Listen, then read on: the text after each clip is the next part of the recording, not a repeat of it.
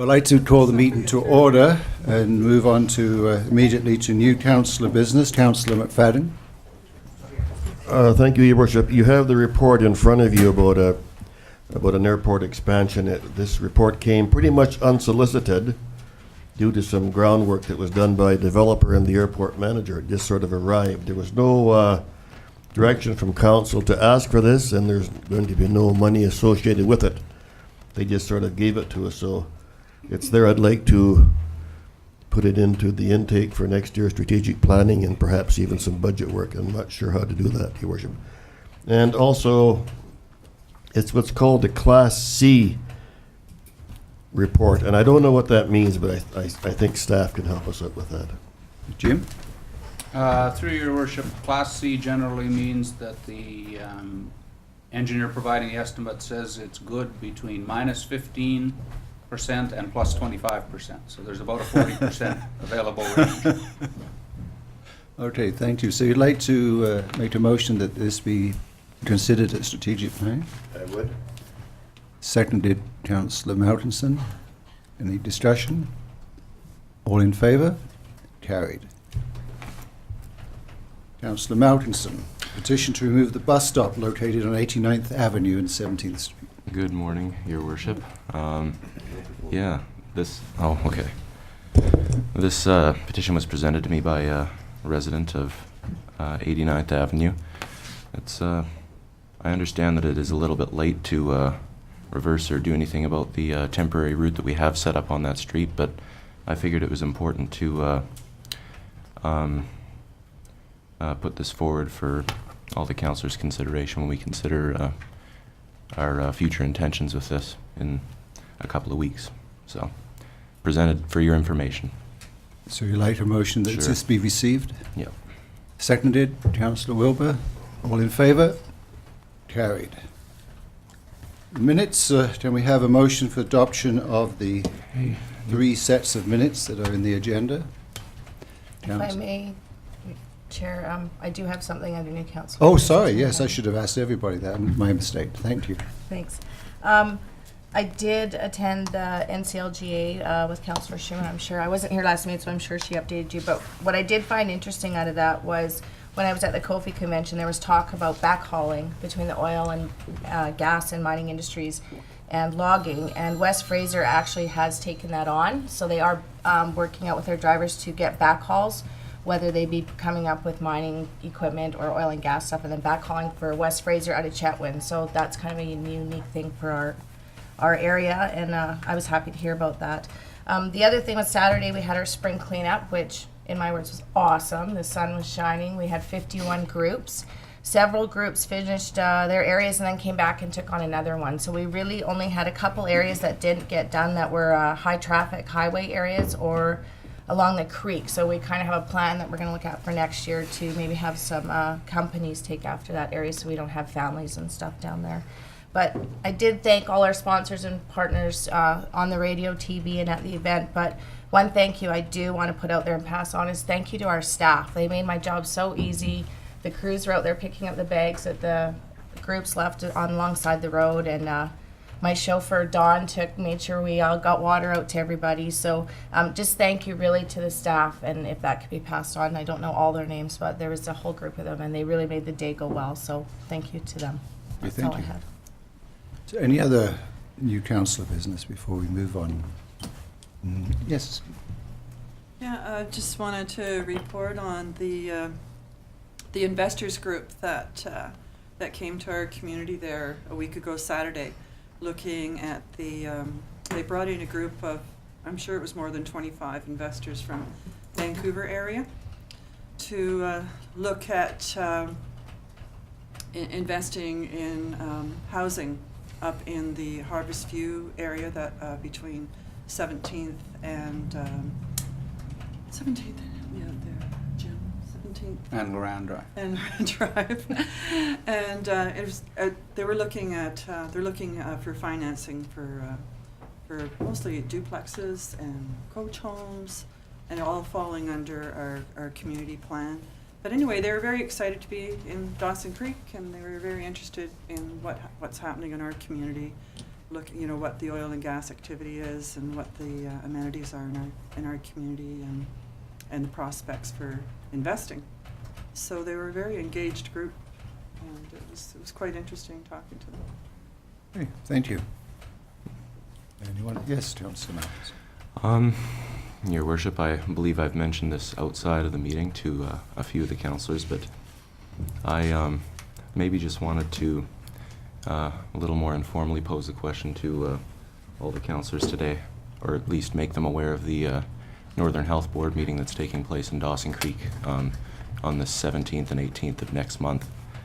I'm wondering if any of the councillors are maybe receptive to corresponding or maybe, I don't know, attending the meeting. This, I believe, is the only Northern Health Board meeting that's going to be taking place in Dawson Creek during this council's tenure. And I think that, I don't know, as municipal representatives, we have a unique perspective on, well, an important perspective on the state of health in the community. So I think there is some good input that we could bring. Yes, Councillor Schumann. Yeah, I'll be attending that with, on behalf of the regional district. Cool. So we'll be attending those meetings. Right on. So those dates were May the 17th, you say? Yeah, I think it's I just got it right here. Excuse me for a moment. June. June? Yeah, it's June. Sorry. Yeah, sorry, that's my mistake. June 17th. Thank you. There is quite a list of things that will be brought forward to them. Right on. Did you say June 17th? Yeah. We have a meeting that morning, a seminar with NDIT, 9 till noon. Yeah, It starts at 1:15. What does, the health? Yeah. yeah, Okay, okay. thank you. Okay, no one else? Thank you, everyone. So let's, can we have a motion to adopt the 3 sets of minutes that are presented in the agenda? Councillor Malcolmson, seconder. Councillor Kenny. All those in favour? Carried. No business arising, Jim? Nothing that I'm aware of, Your Worship. Me neither, so let's move to correspondence. There's a letter in your package from the City of Grand Prairie, Municipal Government Day, June the 12th, 2013. Can we have a motion to receive that? Make a motion to receive. Councillor information. Wilbur, seconded Councillor Kenny. Any comments? Councillor Schumann. So I've attended this in the past, and I would recommend. I think it's a fun day, and they do lots of things, and really get out there and celebrate their municipal day. So if anyone can attend, I recommend it. So the question is anybody planning on attending? I will not be here that day. I'll be away too. Not Okay. yet, Your Worship. Pardon? Not planning on it yet, Your Okay. Worship. Well, thank you very much. Or, Okay, Mr. as Chair. it's not 9 o'clock, we'll move to the reports. Item 7.1. Report number 13-104 from the Director of Infrastructure and Sustainable Development. So there's a report before you and there's a recommendation. Is anybody prepared to make a motion on this matter? Okay, Councillor Malkinson. Move that we received this report from our Director of Infrastructure and Sustainable Development regarding this development permit application from Lindbergh Construction Incorporated for 1017, 1021, 1025, 1029, and 1033 104th Avenue, and that the development permit number 13-11 for the construction of the residential commercial mixed-use building at 1017, 1021, 1025, 1029, 1033 104th Avenue be authorized in principle and issued upon successful completion of the required 10-day notification period and receipt of the financial security. Okay, do we have a seconder? Councillor McFadden, any comments, discussion? Hearing none, all those in favour? Carried. Next item, 7.2, report number 13-105 from the Director of Infrastructure and Sustainable Development, re the permit application from Altum Holdings Incorporated. at 11621 7th Street. So again, you have a report. Councillor Wilbur. I'll make a motion that report number 13-105 from the Director of Infrastructure and Sustainable Development regarding the development permit application for Altum Holdings Incorporated for 11621 7th Street be received. Further, that the development permit number 13-12 for construction of light industrial building at 11621 7th Street be authorized in principle and issued upon accessible completion of the required 10-day notification period and receipt of the financial security. Is there a second to that? Councillor Schumann. Any discussion? I just want to add, it's exciting to see something going there. That lot's been sitting empty for a very long time, so that's exciting. Okay, all those in favour? Carried. Next item 7.3, report number 13-106 from the Director of Infrastructure and Sustainable Development, read the development permit application for GT Hunter Holdings Incorporated, 305 and 309 115th Avenue. Councillor Kenny.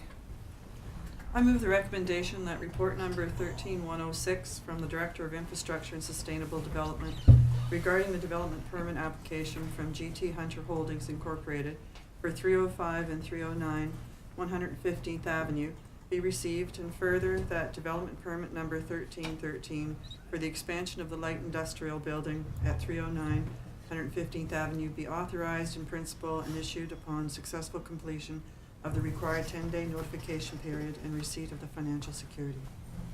So seconder, Councillor McFadden. Any discussion? All those in favour? Carried. Next item 7.4, report number 13-107 from the Director of Infrastructure and Sustainable Development, re-amendment to development permit for Z. Ross Ventures Limited, the Dawson Creek Veterinary Clinic, 238 and 244 116th Avenue. Councillor Wilbur. I will make the motion that report number 13-107 from the Director of Infrastructure and Sustainable Development regarding an amendment to the development permit number 12-23 for the Z. Ross Ventures Limited, Dawson Creek Veterinary Clinic be received. Further, that staff be directed to proceed with the required notification process and authorized to issue the amended development permit number 12-23 to Z. Ross Ventures for the development of a new veterinary clinic building at 238 and 244 on 116th Avenue upon successful completion of the required 10-day notification period and receipt of the required financial security. I picked the long ones. Can we have a seconder for that motion, please? Councillor Kenny. Any discussion? All those in favour? Carried. Item 7.5 from the Director of Infrastructure and Sustainable Development, redevelopment permit application for Silver City Investments Limited, Longhorn Oilfield Services, for 500 116th Avenue. Councillor Malkinson. Move that we receive this report from the Director of Infrastructure and Sustainable Development regarding the development permit application from Silver City Investments, or Longhorn Oilfield Services, and further that the development permit number 13-14 for the construction of the light industrial building at 500 116th Avenue be authorized in principle and issued upon successful completion of the required 10-day notification period and receipt of the financial security. The seconder, Councillor McFadden. Any discussion? All those in favour? Carried. Next item 7.6, report number 13-111 from the... Through your worship, Yes, sir. we have a delegation regarding this item to come in delegation, so you might want to put this aside. Okay, and thank you. from the delegation. Yes, thank you very much. So the move on to item 7.7, report 13-114 from the Director of Corporate Administration, the Dawson Creek Curling Club, associate membership, Royal Canadian Legion. So you find that report. And someone want to make a motion for that? Councillor Schumann. I'd move the recommendation number 13-114 from the Director of Corporate Administration regarding the Dawson Creek Curling Club Associate Membership, Royal Canadian Legion, be received. Further, that staff be directed to send a letter to the Curling Club stating the city has no objection to the proposed arrangement to allow Legion members to become an associate member of the Dawson Creek Curling Club. Seconder for that motion, Councillor Kenny. Any discussion? Councillor McFadden. I'm just wondering why we would care whether they're a member either way. I don't know, have I missed something here, or they can, I don't know, why are we commenting on it? Yes or no? Unless I've missed something. Okay, Jim? Through your worship, because the curling club has a lease with us that specifies the uses that are permitted or not permitted under the lease, it had to come to council for an explanation and potentially a lease adjustment. The way they are now doing the deal, it doesn't require a lease adjustment, and so this is just assurance to them that the use falls within their existing lease. Thank you, that explains it. Okay, all those in favor? Oh, I had a question. You have a question, sorry, yeah, no. Sorry. I can see you. So in approving this then, we are basically saying then the new home of the Legion will be the curling rink. Like, I'm wondering, have we heard back from the schools or any of these other parties previously that may have concerns regarding this? Jim? Again, through your worship, because we have concluded that it's within the existing lease, we haven't gone out for comment from school district, any of the neighborhood homes, the other groups using the arenas, because if we did, we would imply to them that if they objected, we could somehow stop this. But our reading of the lease is that we have no opportunity to stop this, even if we wish to do so. So we haven't reached out. Okay. Any other comments? All those in favor? Carried. So item 7.8, Jim, we hold until after we've had a report. Thank you. So we still got plenty of time here, so let's move into the bylaws section. Item 8.1, the financial plan bylaw number 4164, 2013 for consideration of adoption. Councillor Schumann, seconded. Councillor Wilbur. All those in favour? Opposed? I'm opposed. Moving on to the 8.2, tax rates bylaw number 4165, 2013 for consideration of adoption. Moved by Councillor Kenny, seconded Councillor McFadden. All those in favour? Carried. 8.3, general local government election bylaw number 4179, 2013 for consideration of adoption. Moved by Councillor Kenny, seconded Councillor McFadden. All those in favour? Carried. 8.4, report number 13109 from the Director of Corporate Administration. Re-sign regulation amendment bylaw. Sign regulation bylaw number 4182, 2013 for consideration of the first three readings. So moved. Councillor McFadden, seconded. Councillor Kenny. Any discussion?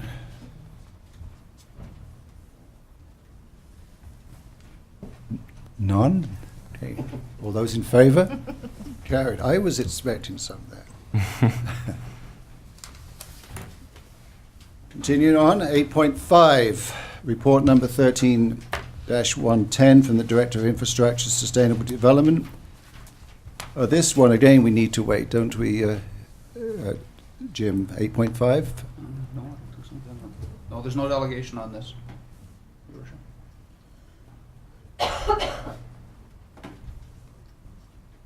Okay, I thought there was, sorry. So, start again. Report number 13-110 from the Director of Infrastructure and Sustainable Development, RECE OCP Amendment Bylaw number 4177, 2013, and zoning amendment bylaw number 4178, 2013 for 201 Highway 2, Dale Pedersen and Don Pedersen. OCP Amendment 13-02, bylaw number 4177, 2013 for consideration of first two readings. And zoning amendment 13-06, bylaw number 4178, 2013 for consideration of first two readings. You have someone to move that? Councillor McFadden. So moved, Your Worship. Seconded, Councillor Kenny. Staff, yes. Through your worship, actually, we need the entire recommendation read out because it involves also water and sanitary services yes. plan. And so I'm afraid Okay. someone's going to have to read that. right. Well, I think it's only appropriate that Councillor McFadden read it out as he made the motion. Absolutely true. Did so well at the budget meeting, so take your time. Thank you. I move that report number 13-110 from the Director of Infrastructure and Sustainable Development regarding OCP and zoning amendment bylaws number 4177 and 4178, 2013 be received.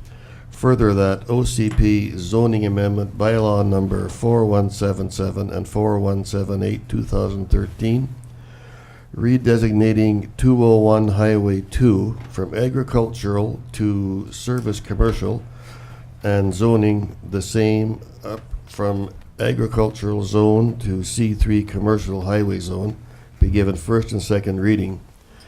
And further, that upon the acceptance of the overall water and sanitary servicing plan, the overall stormwater management plan, and a road network plan, staff be directed to publish the required notice for the formal public consultation and public hearing.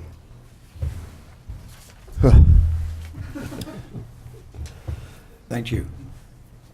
Any discussion? We've had it moved and seconded, haven't we? Did I miss something, Jim? Yeah, we No, have. that's good. Just to point out, your worship, that Mr. Dawson is in the audience to answer questions if you have any. And we should remark that the difference between this and the Shipton proposal is, of course, these are lands that are identified in the comprehensive development plan to come out of the agricultural land reserve. Okay, thank you. Is there any questions from council? Councillor Wilbur.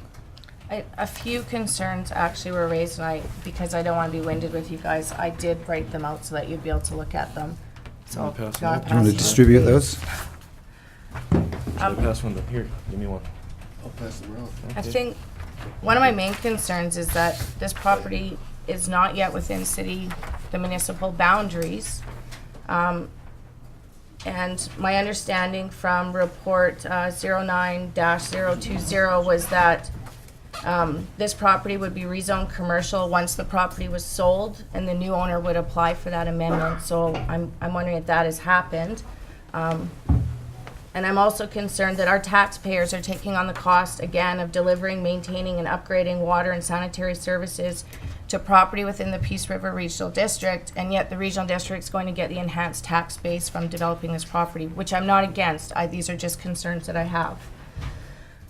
The 4th Street intersection already exists and runs into the old UFA entrance of the property, so I'm not sure how this affects highway expansion when the intersection already consists, and I'm not sure how developing this property would affect an intersection that's pre-existing. And we're looking at a detention pond, and my concern around there is, does this change the original plan presented to council by the Ministry of Transportation with regards to rerouting spring runoff? And then there's also, the timeline is set around water, sanitary service, stormwater, and roadwork network plans, and I'm just wondering, when are we gonna expect this info?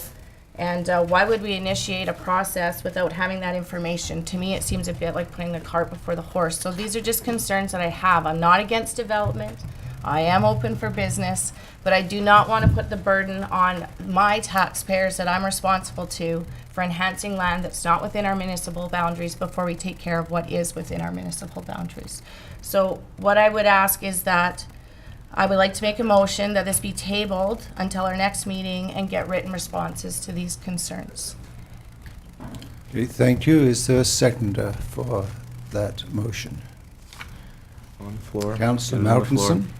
Any discussion? Tabling motion's not Thank you, debatable. Jim. Yes. Is it thank you. not? Worship. Yeah, thank you. What?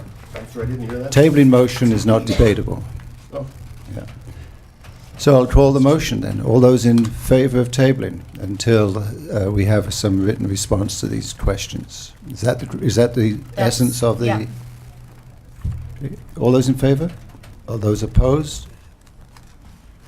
All those opposed? There's just one opposed. Okay, it's carried.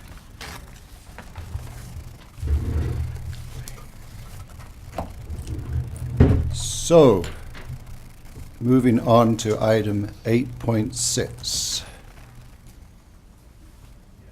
Report number 13-113. There's a recommendation there. Is someone prepared to make that motion? Yes, Councillor Kenny. Thank you. I'll move the recommendation that report number 13113 from the Director of Infrastructure and Sustainable Development regarding zoning amendment 1308 bylaw number 4181, 2013 be received. Further, that zoning amendment 13-08 bylaw number 4181, 2013, rezoning 1524, 1528, 1532, 1536, and 1540 Loran Drive from RS-1 residential single-family zone to RM2 residential medium-density multiple family zoning be given first and second readings, and further upon the receipt of a traffic impact study by qualified professional and a parking management plan, that staff be directed to proceed with a formal public hearing. Thank you, Sue. Seconded, Councillor Schumann. Any discussion? All those in favour? Carried. Well, that's good. It's 5 to 9. And we obviously there was some mayor's business when we've heard delegations about some matters that we haven't dealt with. You do? Jim, would it be appropriate to move to the diary, the Calvin Crook update, or? Nothing on the diary, Your Worship. No update Okay. on the consent. Well, how about the consent calendar? Can we have a motion to receive the consent There's calendar? an item I'd like to move to be pulled from the consent calendar, actually. Okay. Mr. Chair. Which one? Letter 3, the letter from David M. Levis about traffic control on 92nd Avenue. And what do you want to happen? Do we have to move to take it from the consent calendar to discuss it? I'm Jim? not sure. Yeah. Okay, so make a motion. Yeah. Moved by Councillor Malcolmson that item 3, letter from David M. Levis, be pulled from the consent calendar. Seconded by Councillor McFadden. Any discussion?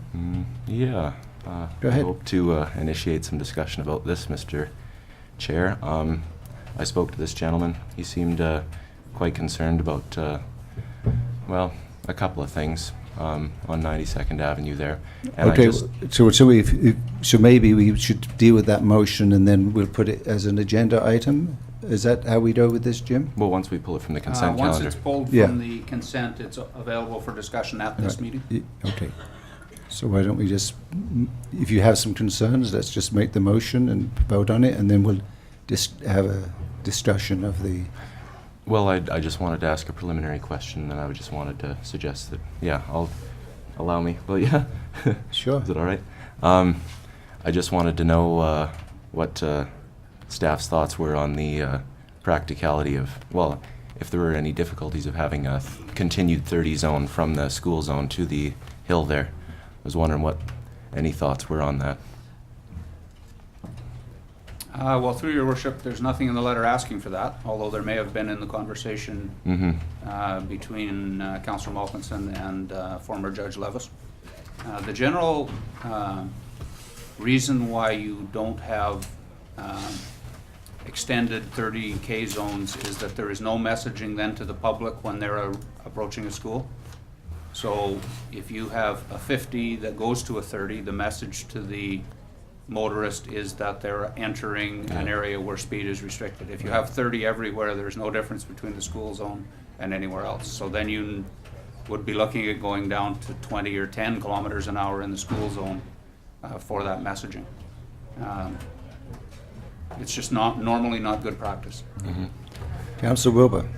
Actually, when I read this, what came to mind was our area in town where we run from Central School into Notre Dame, and it's 30 kilometers right through during the hours of school, I believe it is. And so when I read this, that's what I seen was Crescent Park to Frank Ross, because we've opened that up and allowed through traffic, that really we are going from one school zone to the next. And I'm wondering why what the implication is and how hard it would be along that lines is that this is a 30-kilometer zone between the hours that school is open, similar to what we have on 10th Street. So that's what came to mind for me. Sure. Councillor Malcolmson? I think that staff's logic is reasonably sound. At the very least, Mr. Chair, because, well, I wanted to ask the question preliminarily, but what I actually hoped to do at the very least was to forward this letter to the RCMP for their consideration, for their information about possible enforcement up there. Right, well, we have a motion to remove this from the consent item, and you see, my concern, what I tried to steer Oh, we us to haven't deal voted with. to pull it from the No, consent we calendar haven't. yet. So Okay, I'm sorry. that's why I tried I to apologize. cut you short a little earlier. But I Yeah. hate to do that, and as you persisted, you see what I mean? Too forceful. So can we have a motion to remove this from the consent item? All We- those in favour? Yeah, You've had the motion, so we, we're all in favor. yeah. Well, okay, all those in favour? Carried. So I propose that we revisit this matter of the consent items and this issue after we've had our delegations, so, Sure. as it's 9 o'clock. Yep. Thank you very much. So perhaps we'll have a little, grab a coffee, and we'll have the hockey players invited in. And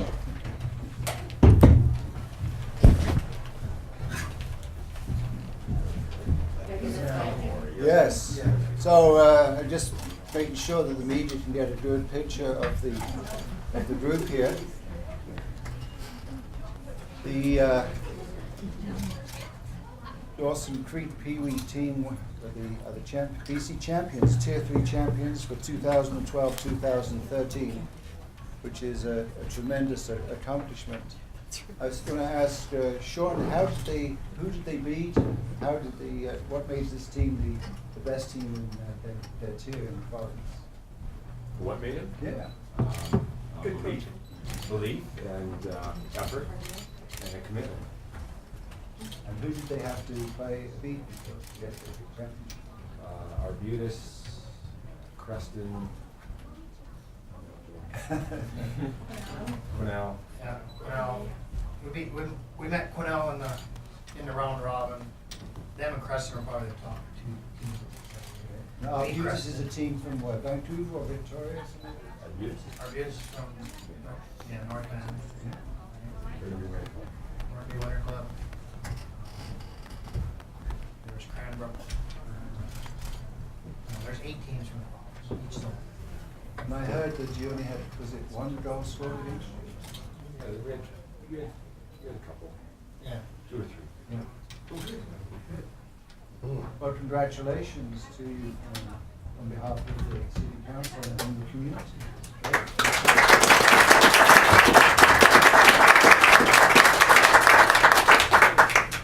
We have some certificates to give each of you. Some of your teammates are not here, so we'll give them to you, Sean, for distribution later. Okay. So Maria Ralph isn't here, so we'll give that to Sean. Kyle Shea. Kyle Shea can step forward.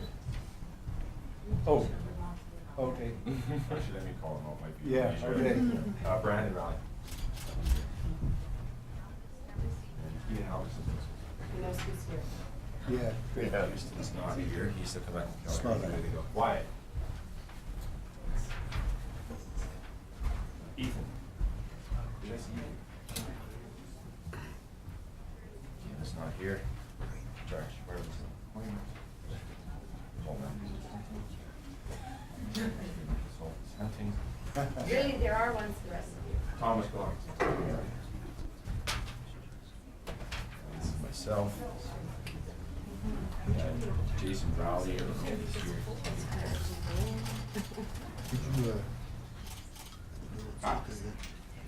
Might as well cut the bullets back there.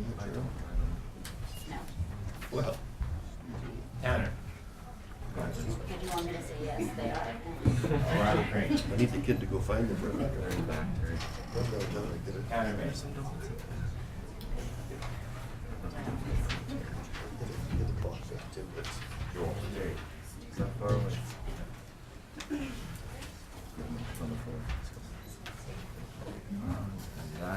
is the group. Okay. Well, thank you. Congratulations.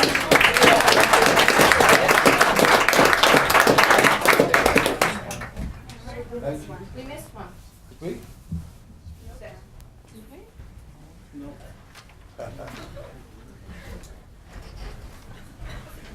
Mr. Buddy there with a hat, huh? Yeah. I can get one ready, Sean. Yeah, I don't see one here. You get an extra special one. Okay, that'll be taken care of. Yeah, you betcha. Okay, well, thank you very much for coming. Congratulations.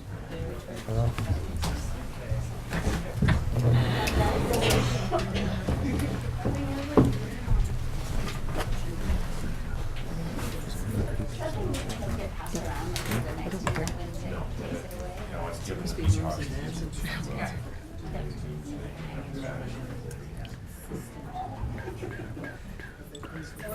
So is Lorraine Lawrence here? Sons of Norway. Kind of identical. Sons of Norway. Yep.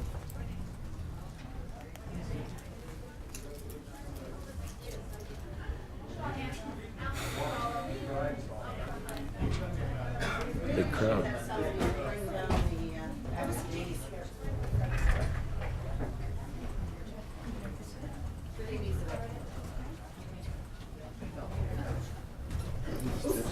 No.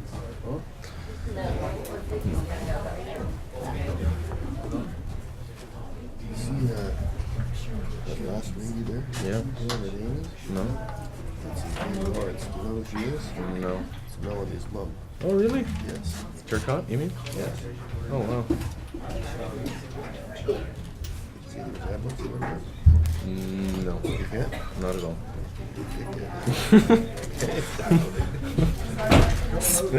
Did you hear that? So who speaks Norwegian? I do.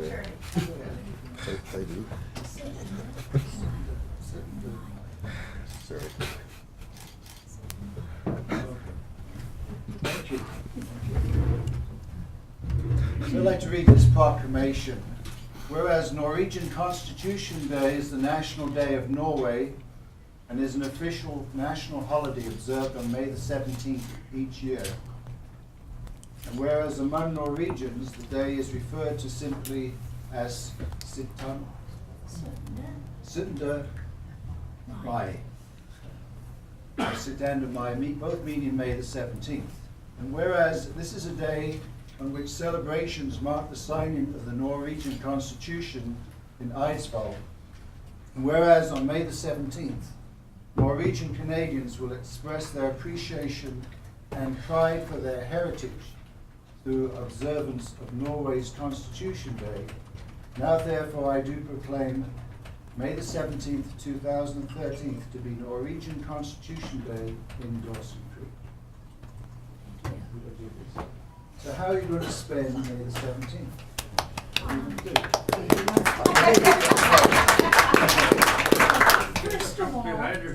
First of all, we want to say thank you to the city for flying the Norwegian flag on the 17th.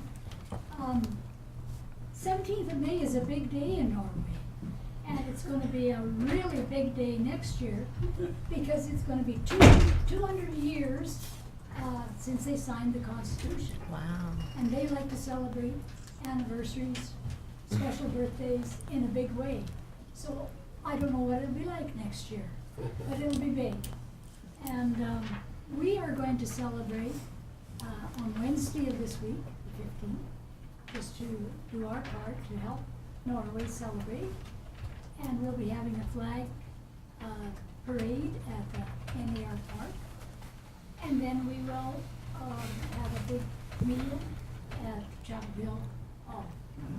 So Sons of Norway will be out with their red on Wednesday, This Wednesday? this Wednesday. Well, thank you for that. Thank you. And then we'll be celebrating 50 years of our organization here in Dawson Creek. And Shirley, can you tell me the exact date of September?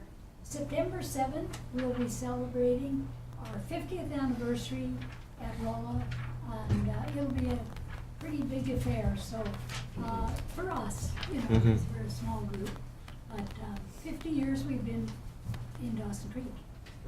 And we have the original flag that was with the Sons of Norway, that was the organization out of Walla, which was the Henriksons from North Walla that had it from the other beginners. And we have that original flag, and so we fly it at our meetings usually every month.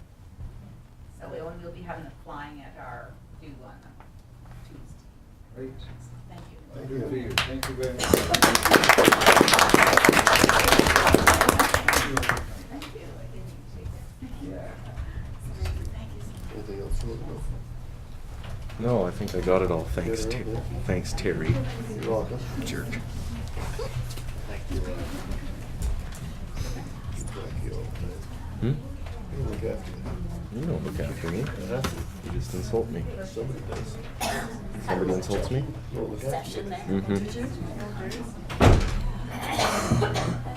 They're like, time out there, right? Where's Reg? The main man? Reg is the main man. Yes. Aha. He's really good. He's not here. No. Is Reg coming?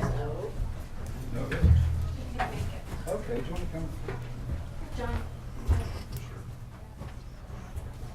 I'd like to read a second proclamation. Whereas human health is dependent upon an abundant supply of pure, clean drinking water, and whereas safety, quality, and abundance of water can only be safeguarded by sound environmental protection, appropriate treatment, and properly maintained distribution systems, and whereas we are all stewards of the water infrastructure and watersheds which future generations depend upon, whereas each citizen of our community is called upon to help protect our source waters from pollution, to practice water conservation, and to get involved in local water issues. Whereas federal, provincial, and local governments, as well as concerned organizations, are cognizant and supportive of measures which promote safe, clean, and abundant water and responsible wastewater management. And whereas one such measure involves heightening public awareness of the value of our drinking water resources and encouraging the public to promote this awareness, now therefore I do hereby proclaim and invite all citizens in our community to actively participate in the week of May the 20th to 26th, 2013 as Drinking Water Week in Dawson Creek.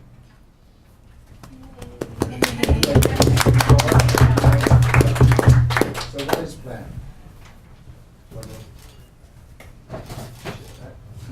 Chelsea can talk about this. We're going to Okay. be going into the schools. Do you want to do that? Do you what you might do? For sure. So we're going to be going into the schools, mostly elementary schools, for the week of the 21st to the 24th anyway, visiting younger grades and teaching them where their drinking water is coming from.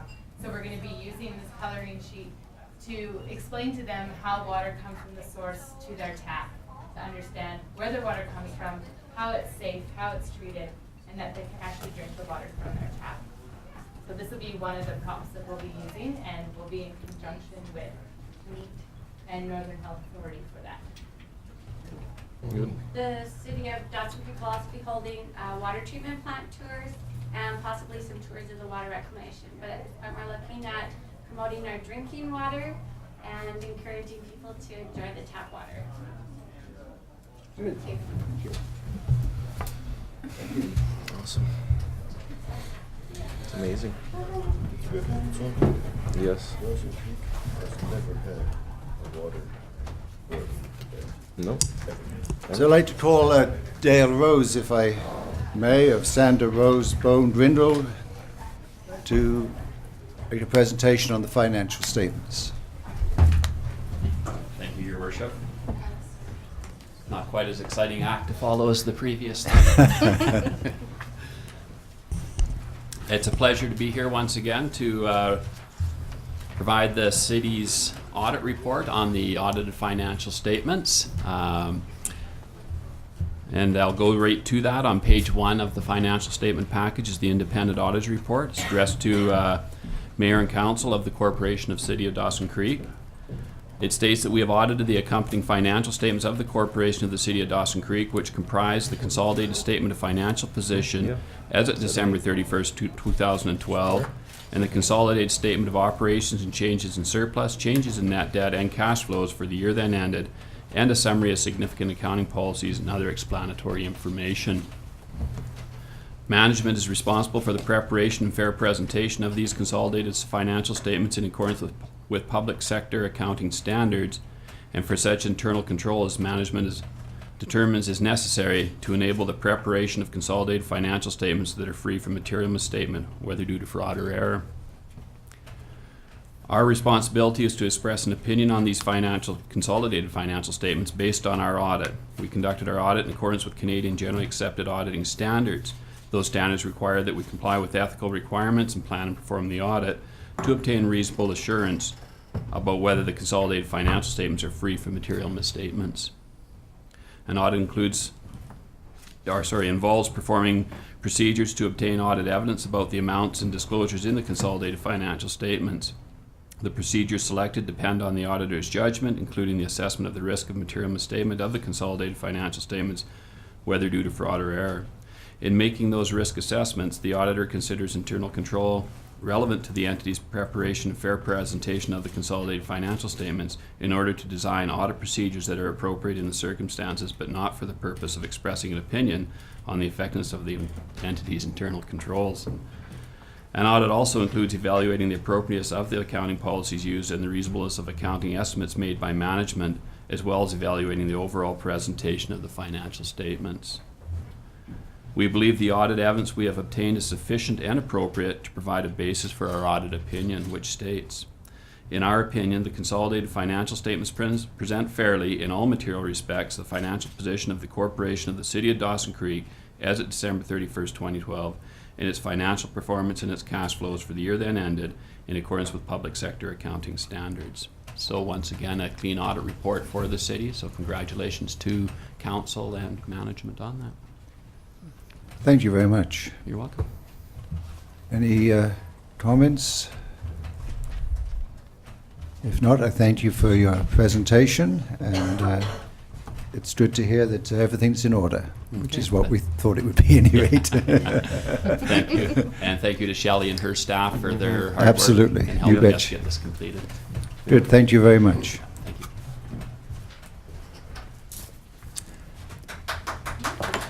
Thank you. Okay, Shorty, I'd like you to, you're here to give an update on recent fires. So as everybody probably knows, we've been relatively busy last few weeks. One of the things that I was asked to speak to is the big fire we had a couple of or Sundays ago, I guess. The grass fire, 100-hectare fire. It was a fairly large fire in comparison to most ones we go to. We were stretched to the maximum for staff and equipment for the City of Dawson Creek. And as a result, we asked for and got assistance from Pouce Coupé Fire Department. And it was great to do that. They sent 2 pieces of equipment and 5 firefighters to assist us with the overall fighting of the fire. Not only that, we had forestry there. BC Forest Service was there because it was starting to get into some brushes and trees and so on and so forth. With BC Forest Service, they have the capacity to call in some big guns, I guess you might say, and they just happened to have a bomber in the area, and so they rerouted that bomber to assist us, as well as a helicopter as well. We also had some private individuals, and I can't even begin to name some of the people that helped, because for one thing, I don't know all the names, and there were so many people that did assist us. There was 3 different water hauling companies that came and assisted us by hauling water to us for the purpose of fighting the fire. So we had, water was not an issue for us. Getting access to where we needed to put the water was the big issue. And of course with the staff, warm day, I got a little bit of a sunburn, but I do anyways, because of my color. But I wanted to stress, the fact that we had so much assistance from so many people, and all we had to do was put the phone call out. And like I say, Poos was there within minutes to assist us. Unfortunately, this weekend, we had another busy weekend. We had Poos Coupe had a large grass fire. They asked for our assistance, and we could not help them because we were at a grass fire ourselves, plus we were at a vehicle fire all at the same time in 2 different locations.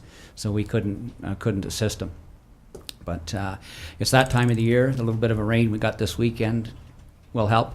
It is starting to green up, but we're still a long ways from being that fire-safe community.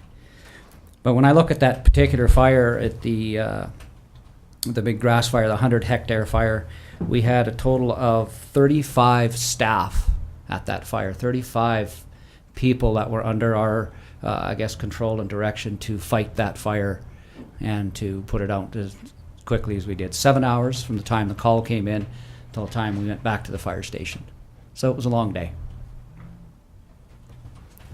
Well, quite a event, but I understand that it was a very significant fire. It had all sorts of potential for causing a lot of damage, but it's great to hear about the cooperation between the fire departments and also with the support of our water carriers. So thank you very much for a job well done and for giving us this report. Any other questions too shortly? One more point to Yes. make, though, is there were 16 residential structures that were threatened by this fire. So had it got on the hand, there was a possibility that there would have been 16 homes burnt down. As it was, we lost 3 outbuildings, sheds, whatever you want to call them, and then we literally stopped the fire at one spot 1 meter from a person's garage. Wow. So it was a well-fought fire by all the firefighters, by everybody that assisted us. We couldn't have done it without all the help we got. Well, thank you very much. The community appreciates the work and the cooperation of people. I believe Councillor Wilbur has. Yes, thank you, Jim. Just because my dad's a firefighter, so he's always watching what's going on here, and he'll be watching tonight, so I said I would pass it along. I took pictures of the end fire line, and when you say 1 meter, you guys did a fantastic job. Hats off to you. Those people must have felt the heat in their homes, and so my dad says, once again, good job, to pass on to the Dawson Creek Fire Department. So good job, and please tell everyone you should be really proud of yourselves, what you've accomplished. Pass that on. Well, yes, Councillor McFadden. Just a question regarding the water bombers. Do you have to ask for their help, or do they just say, hey, we're here, we can come and help, or how does that work? It's a bit of both. This one we didn't actually ask for them because of the fire, how fast it grew and how big it got. One of the forestry guys living in Dawson said, well, I'm just going to show up and see if they need assistance. And when he showed up, he says, hey, do you need any help? And we accepted. Sure. And does the city get a bill for that water bomber? No, I don't believe it's a policy for BC Forestry to bill the local communities for that kind of assistance. So I don't think so. Okay, yeah. Good job, well done. Thank you very much. You're welcome. That's what we're here for. Okay. No further questions, so I'd like to move forward here.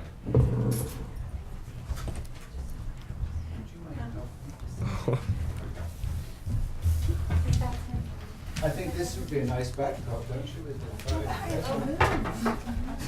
Well, I think it's such a... Who's moving? Fun. Okay, you're the So they moved them over Okay, there. Shorty, come and join us. Sorry. Mel's got it under control. Sorry. Don't work with better out there. Pictures. Duncan, what, you need a new... No, I don't. This one's gonna fall. Man, leave it alone. When's your birthday? What? Well, Next year. this, it was good to have that report, but it's also interesting opportunity to do something in a formal way here. We're going to on behalf of the Emergency Management British Columbia, with a presentation here to Shorty. I'm just going to read that what's been given to me by the Emergency Management Organization. We have a medal here to give to Shorty, 25 years long service award in recognition of his commitment to fire safety in the communities that he served. And I'm sure we all want to express our congratulations to Shorty for this accomplishment and our appreciation for your commitment to safety.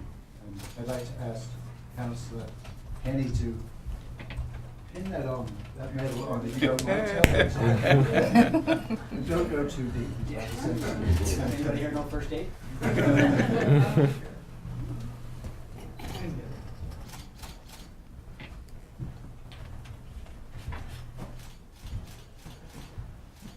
Thank you, sir. And this is your certificate, so you know so congratulations.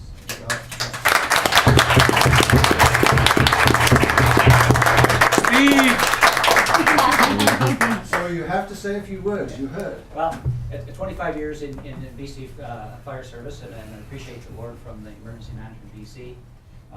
I've been wearing the badge here, this most affectionately called an old man's badge, because you have to be around for a while to get one. So it just gets a little bit longer now. So I appreciate the recognition, and you know, it can't be done with all these guys standing behind you. So. Teamwork. Absolutely. And here's the case to keep it in. And is that something you put on your uniform? I was just kind of curious. Or was it just leftover ribbons? Yeah, that gets wrapped around another part Oh, towards you here. got So. you. Good. Good job I didn't throw it away.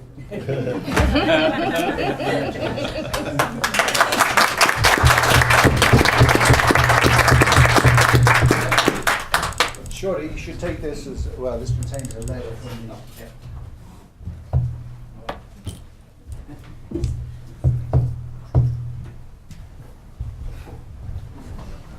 Okay. That's good. Yeah, it's very good. All good. Very, very good. They did a good job. Yeah, they did. I drove on 8th there. That day. Monday. So next delegation is Randy Wagner, Heartbeat Homes Limited. Here, is he here outside? Just gone out to. Oh, there he is. Sorry. Come and sit down in front of the microphone, Randy. This is about proposed zoning amendment for 805 88th Avenue. So welcome to our meeting, and we like to try to keep delegations presentations to around 10 minutes. So that's our procedures here. So go ahead. Well, I don't really know what I'm here to say, but I'm asking for an amendment so I can build a duplex instead of just a house and a coach house. It makes more sense to me. The size of the lot and all that is all within your qualifications, except for it's a corner lot. The corner got cut off just slightly.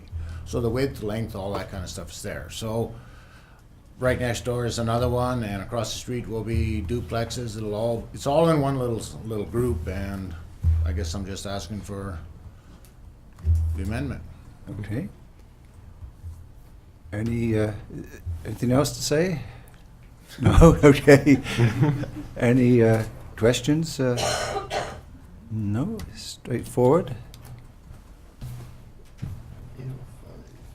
Hearing none, thank you. We'll be considering this later on today, okay? Thank you very much.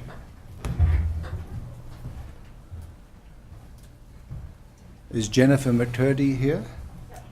And Vicky Yes, we'll Rose? just bring them.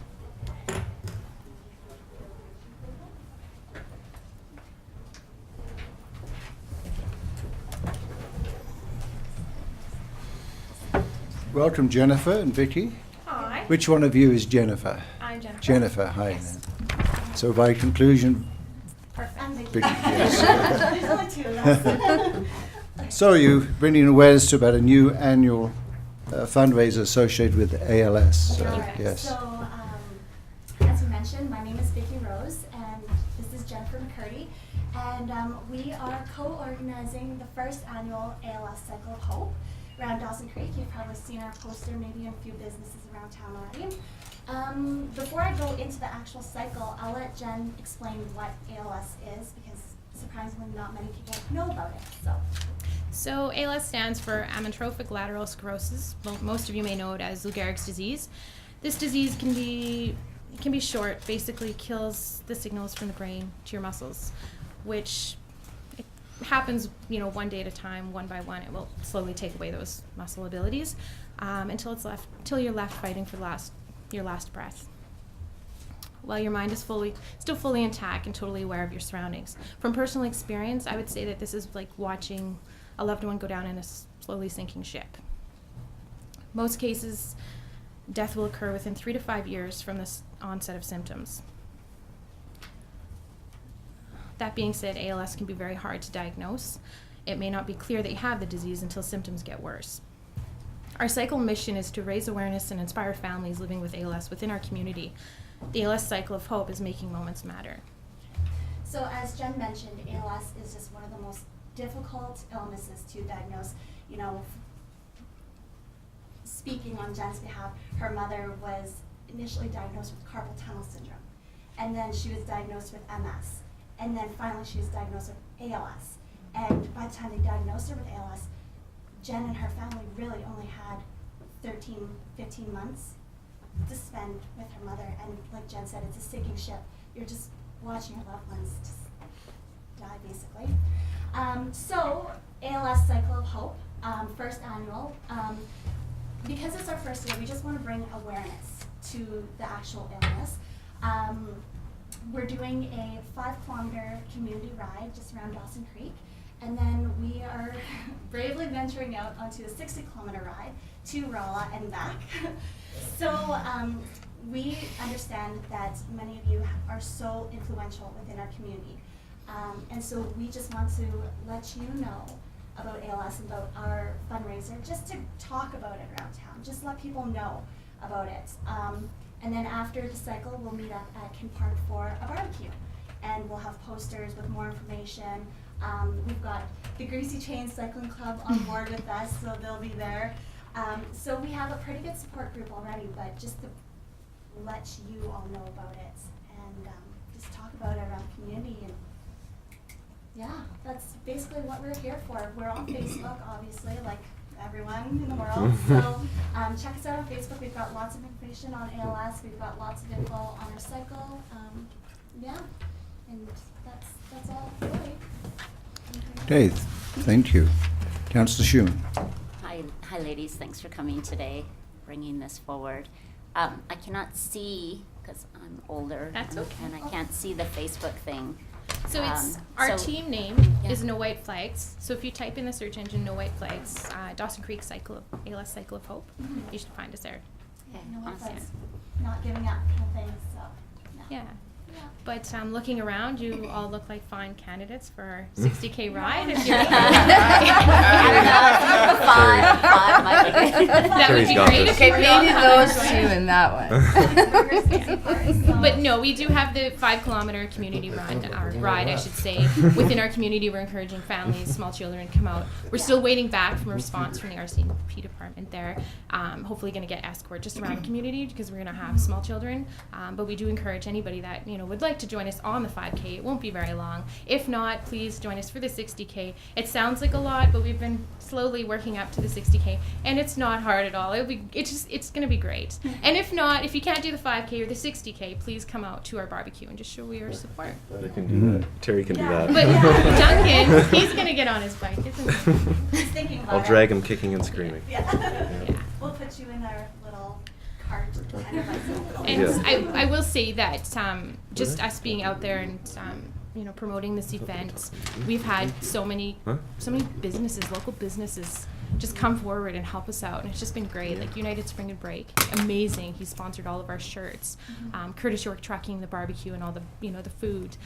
Wildcat Pilot Car because we have to have pilot cars out on the highway, and many. Obviously, you'll see on the poster many more. It's just been great. We're very excited. Very excited. Just the community support is what we're looking for, and we're so pleased with how much we've been getting. So, your support would be that much better. So. Awesome. Well, just remind us again of the date and time for these two rides. It's June 22nd, which is Saturday. We are planning on leaving Kin Park, the playground at Kin Park, at 8 a.m. for our 5K. And then we will escort our 5K riders back to Kin Park, and then we'll leave again from there to go do the rest of the 60. Mhm. 8 a.m. And then we're thinking the barbecue will start from about 1 to 4, just because we're going to need about 4 and a Okay, half so hours you've for given the ride. plenty of warning for people to Oh, absolutely. get There's lots of time to get cycling. out, train, Right. work up appetite, whatever. Now, cycling in the piece is nice. I used to cycle from Dawson to Grand Prairie and back, or Chetwynd and Fort St. John in my slightly younger years, so it's quite pleasant. Councillor Kinney. How much time do you expect to do the 60K? How much time are you giving it?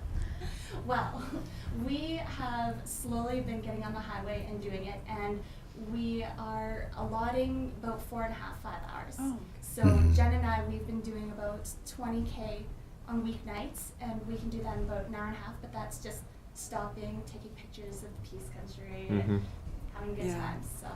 I'm hoping for 4 hours, but And we have the grease We'll chains, see. so there'll be good motivation to go a little faster. So are you incorporating it kind of like a race event? no, definitely not a race. Sorry. No, we don't want to scare you away. It's not a race. By Oh, no you means. said you were doing your timing, so. Oh, it's just we want to get back in time to do the barbecue Right. because Jen and I, obviously organizing it, we wanted to do the ride this year for sure, but we also want to get back to Kin Park in time to have the barbecue and meet, other community members that want to come and have a burger or whatever. And we just want to be able to integrate, chat with them. I don't think it'd be very effective if we weren't there to talk with people while they're eating and whatnot, right? So we won't know what they're there for. So yeah. So. Okay, just one question I have. What are you raising the fund? What would be the target for the fundraising? I mean, how much are you hoping to raise, and how would you use the money?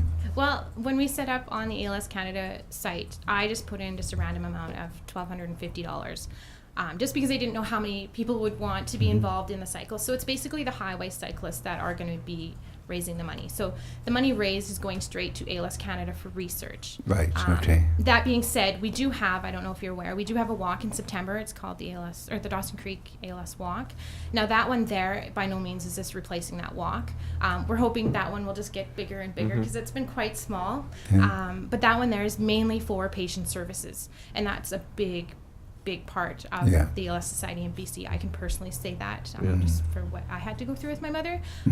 But our cycle basically is 75% will go to ALS Canada for research, and the other 25% will go to ALS Society of BC and Yukon for patient services. Okay, well, thank you. June the 22nd is my birthday, so I might make the venture out again. Yes. And I will add that June 1st will be the deadline for the highway riders, Yeah. just because we have to order the shirts and Yeah. whatnot. So. What day, Okay, sorry? well, this is a very worthwhile Okay. fundraiser. I think I know everyone at this council table was affected by it in some way through colleagues or for myself, former workmates. So it's and so Sue Rodriguez certainly brought this whole issue forefront in Canada. So it's be great if we can find some way of dealing with it. Yes. Yeah. Thank you very much for your work. Thank you for having us.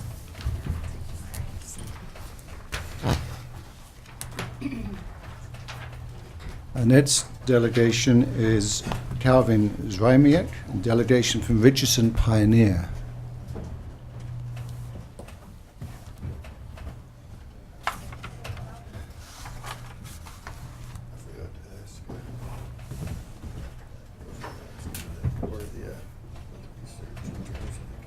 Welcome. Welcome. You should have. You screwed up. You screwed. Yes. Morning, Your Worship, Council.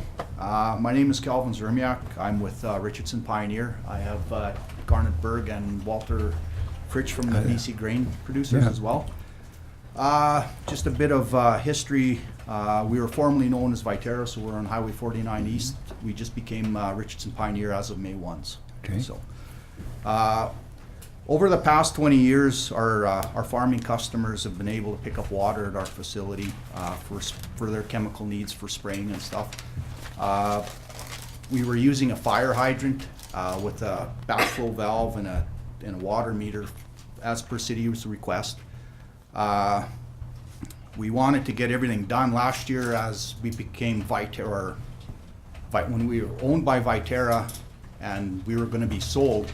What had happened is Viterra, the project manager, put the halt to it because they didn't want to spend the extra money. Richardson is willing to spend the money.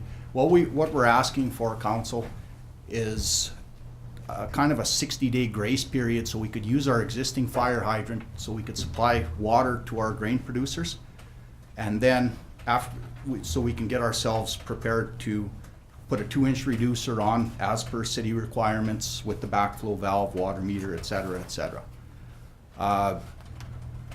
Being that it is part of our business and we could lose our customers if we don't have the water. Like I said, we've had this for about 20 years already. Customers kind of depend on us to have this, and it's good customer service as well. We had everything basically set up last year and the previous ag manager had worked with Mr. Dawson and the city in regards to this, and like I said, Viterra sold us, so Viterra didn't want to spend the money, and our new company, which didn't quite own us yet, didn't want to spend the money either. So basically, if we could get a 60-day grace period so we could use our existing fire hydrant to produce or give water for our customers, I would really appreciate it from council to proceed with this. But we're here to ask council if they were willing to do that. So. Okay. Kind of nervous. That's okay. That's fine. Us too. Does some of your colleagues want to add to what you've said? Well, just that it's really handy to get it there. You don't have to drive to town, and you don't park up where everybody's getting their potable water. And there's a tremendous, but quite a bit of water comes from the east side of town, like demand for water for stores. Yeah. And it would have to drive either through town to the far one side or down by the fairgrounds. They can stop out there. That facility's been used that way for 15, 20 years as with no issues, and it'd just be nice if we could, and they're willing to build a facility like a pump house and all that stuff. It's just with the change in ownership, it didn't happen, so. Okay. We have a commitment from that company, they'll do that. Yes, Richardson Pioneer is ready to go ahead.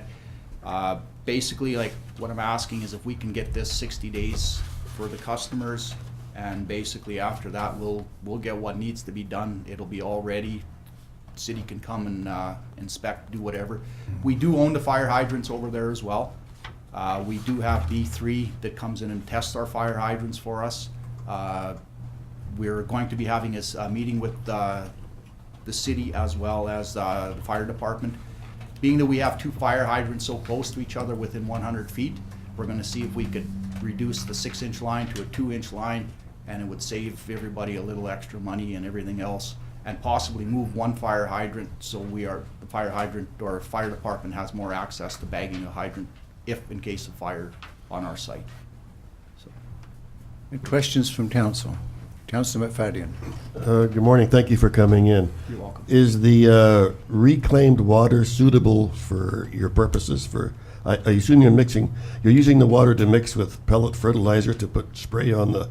Actually, it's just straight chemical. It's liquid. Yeah. Okay, but it's for fertilizing crops. Is that what it's for? No, it's for crop protection. Basically, pesticide, insecticide. It's all liquids. Okay, all of the above, then. I Yes. guess, yeah. By using the reclaim, it will depend basically on the pH level. If a higher pH isn't going to work good with the chemicals, and you could have chemical issues in crop, which would create issues. Thank you. You're welcome. Any other questions? Okay, so council will consider this matter later today. Okay. And thank you for your presence here. Thank you. To all 3 of you. Thank you. Thank you.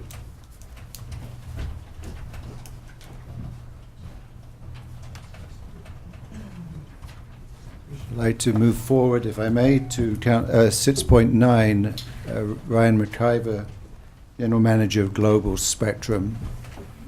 Yes, sir. Jim. Yeah, you've got, okay, they are here, actually. I thought I was gonna have to go get them, but that's okay, they are here. Okay.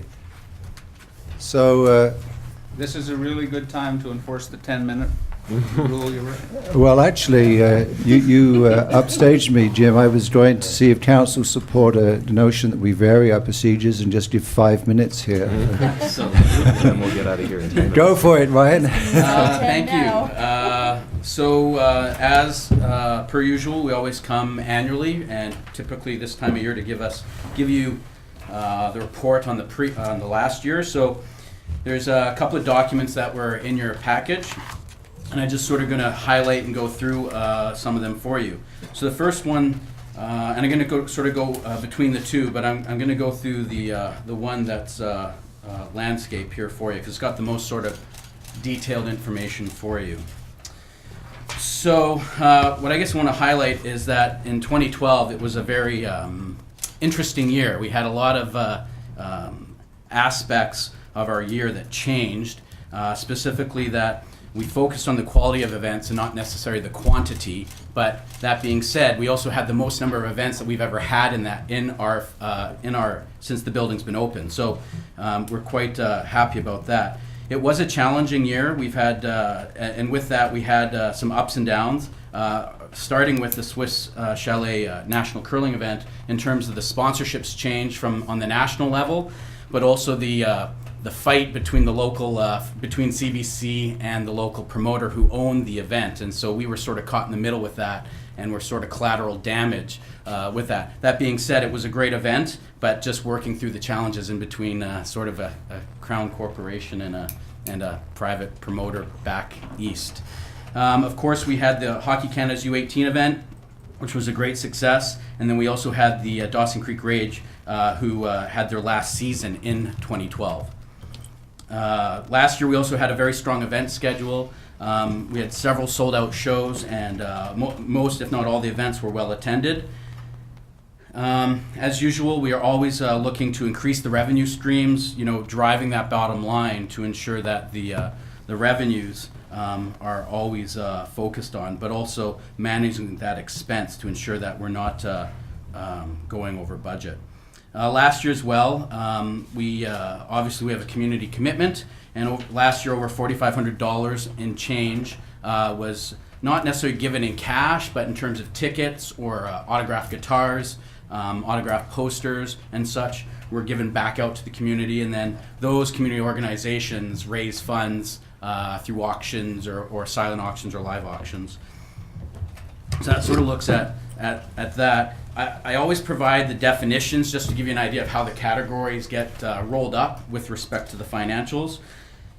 So if we look at the financial overview from actual to budget, we did very well with all things considered. We had 96 events compared to the 77 that was budgeted. Our attendance levels were higher. Our gross ticket revenues were higher. When you look at the ancillaries and the other event incomes, everything was extremely positive on that note. And with that, it all rolls up at the end where we were under budget by $10,000. So I'm very happy about that, or I can report on that.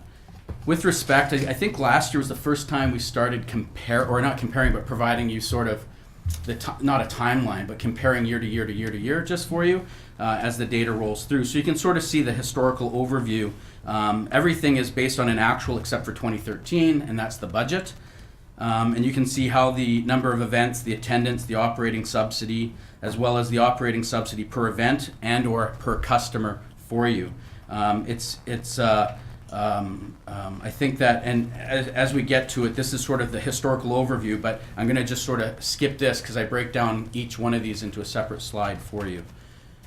So if you go to the next page, it talks about the historical numbers in terms of the number of events, and then I put the average in. And so you can see over the past 5 years that our numbers continue to grow in terms of the number of events that we've been having.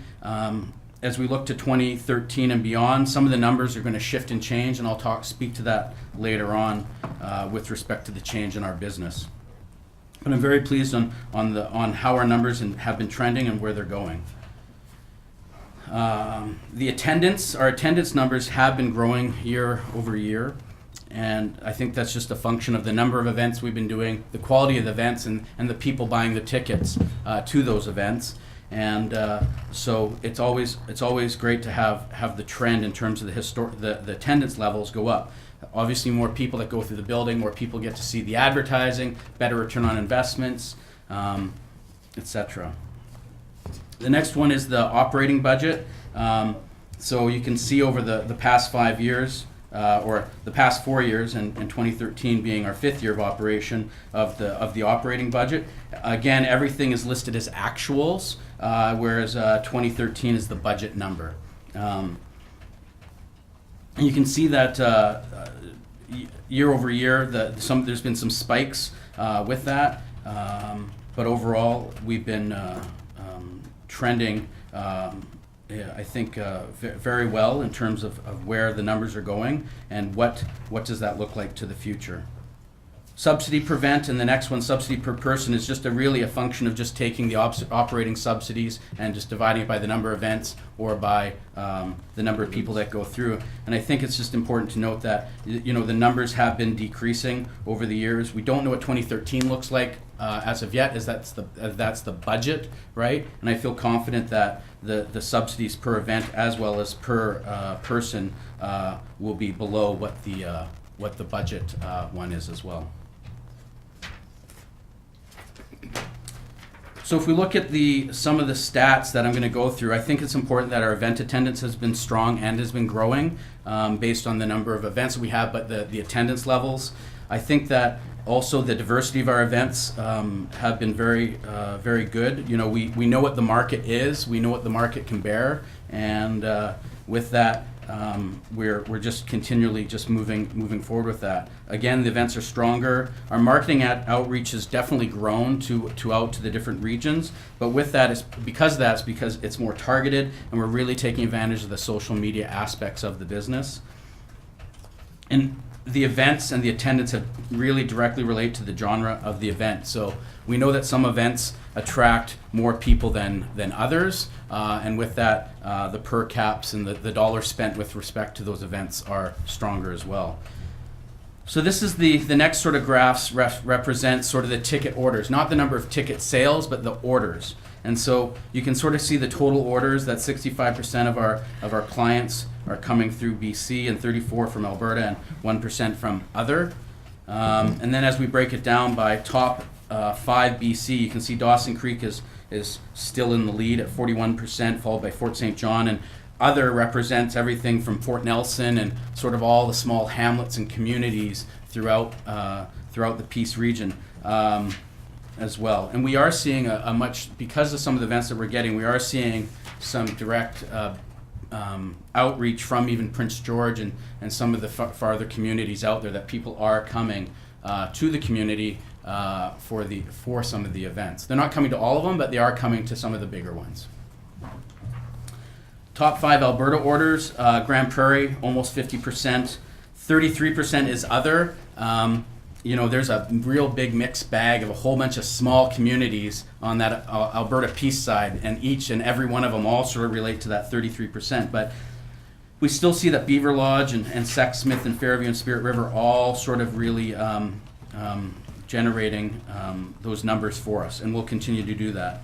I think it's important to look at the total ticket orders and sort of how they compare. And as we do our business, we're always looking to drive that outside revenue to the community. And so as you can see that trend increasing of that more of the Alberta population coming to Dawson Creek, but also that the trend of less British Columbia orders. And I think that's just a function of some of the events that we're doing in terms of whether it be more the country shows are being more marketed or targeted on the Grand Prairie side. So some of the spend, what we're doing on the marketing side, has been more aggressive on the Alberta side than we would be doing in Dawson Creek or Fort St. John.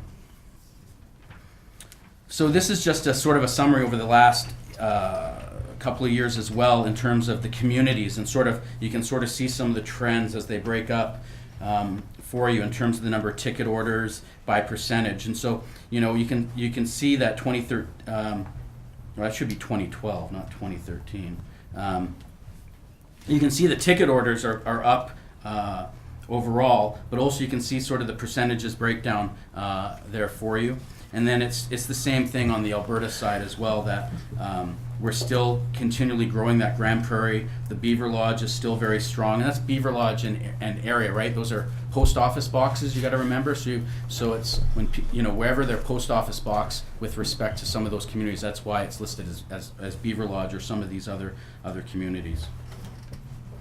I think that it's important to talk to you as we do every year. We talk about the impacts and trends, and you know, I've already mentioned this, but the genre, the type of show that's coming to the marketplace definitely has an impact on the attendance, the marketing that's being spent out there to drive the people into the building, but also the revenues that come back through food and beverage or merchandise sales, as well as really driving that bottom net number. Last year was very interesting. We had some unique events. Mamma Mia, right? First Broadway show. That was a first real big experience doing that. It was extremely positive, and so we'll continue to look to do that. But also some of the concerts that we did last year, in terms of last year was the first time that we did another sort of heritage classic rock act like John Fogerty, compared to when we first opened to Randy Bachman and Burton Cummings. So in terms of comparing some of the numbers, etc., the numbers are growing. It's important to note that the promoters and the availability of the artists are sort of have been still a bit of a challenge. There have been some changes in the industry with respect to who is promoting the concert business. And so there's been a sort of a shakeout over 2012, and I think we'll continue to see in 2013 that there have been some promoters that have lost some money, and therefore they're being smarter about how they're doing their business, but also they're also struggling in terms of where to take the acts and what's available to them. And again, the availability of artists, you know, there's lots and lots of people that sing, or there's lots and lots and lots of events out there, but it's just making sure that, you know, where they're touring and where they're going. And, you know, the Pacific Northwest, which we sort of fall in, may not be on the radar this year, and we may be on the radar 2 or 3 years down the road. So it's sort of that cyclical aspect of the business, that some of the artists and the events start in the West Coast and work east, or work east to west, and so it just takes time for them to work through North America to get to us. Our routing, and with that, the routing and geographical challenges, we're not an easy destination to get to, but I do want you to know that we are a place to play. We have the reputation of the venue is very strong, and with that, people, when they do come to Western Canada, are looking to try to, as best they can, fit us into the routing. Live touring is, that's where the money is now. You don't make money off of records and CDs and all that. The money is to be made is now actually to tour with merchandise sales, etc. So we have seen an increase on more artists and more events touring. I can tell you that the family market business, so like, you know, the Sesame Streets, the monster trucks and all those sort of types of events have been in decline, and it's much more harder for them to take their product across North America. Just that the challenge with the family markets is that there's been a lot of families that own these products, and during the recession they lost a lot of money, and in some cases a lot of them went bankrupt.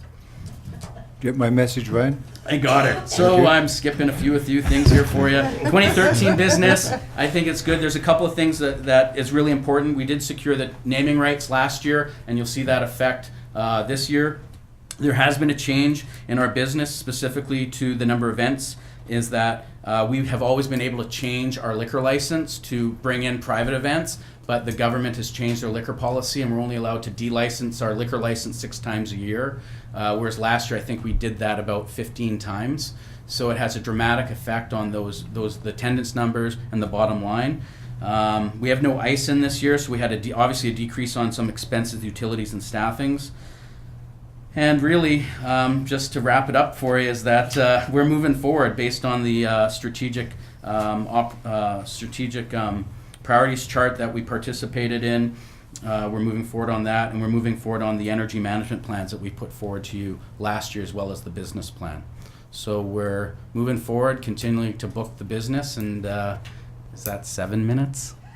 7.5? No, it's about 13 minutes. Perfect. Perfect. No, there's a lot to share, and I appreciate the information you're providing. Any questions from council? Your Worship? Yes, sir. Just has I don't see where the demise of the Dawson Creek Rage has had a really significant or dramatic impact on the operation of the facility. Well, I think it's hard to say right now because they've only had, it was in the first quarter of last year, right? So we didn't have the end of the season, so to speak. Yeah. We did lose clients, right? We did lose advertisers. We did lose club seat owners. We did lose clients for sure in those revenues. We have gone back to them and try to make goods, keep them a client, etc. So the other thing is that our cost of goods are much higher because we don't have the volume of events all the time rolling through. So our cost of goods have gone up. But I think that we've been able to change the business and adapt and just looking to keep moving forward. I believe there has been effect, but I think that we've been able to weather it, just changing some strategies and staffing and just managing the business. Councillor Schumann. Ryan, the number 42 for 2013, that's a sort of a budgeted Correct. amount of events? Correct. And do you expect it will?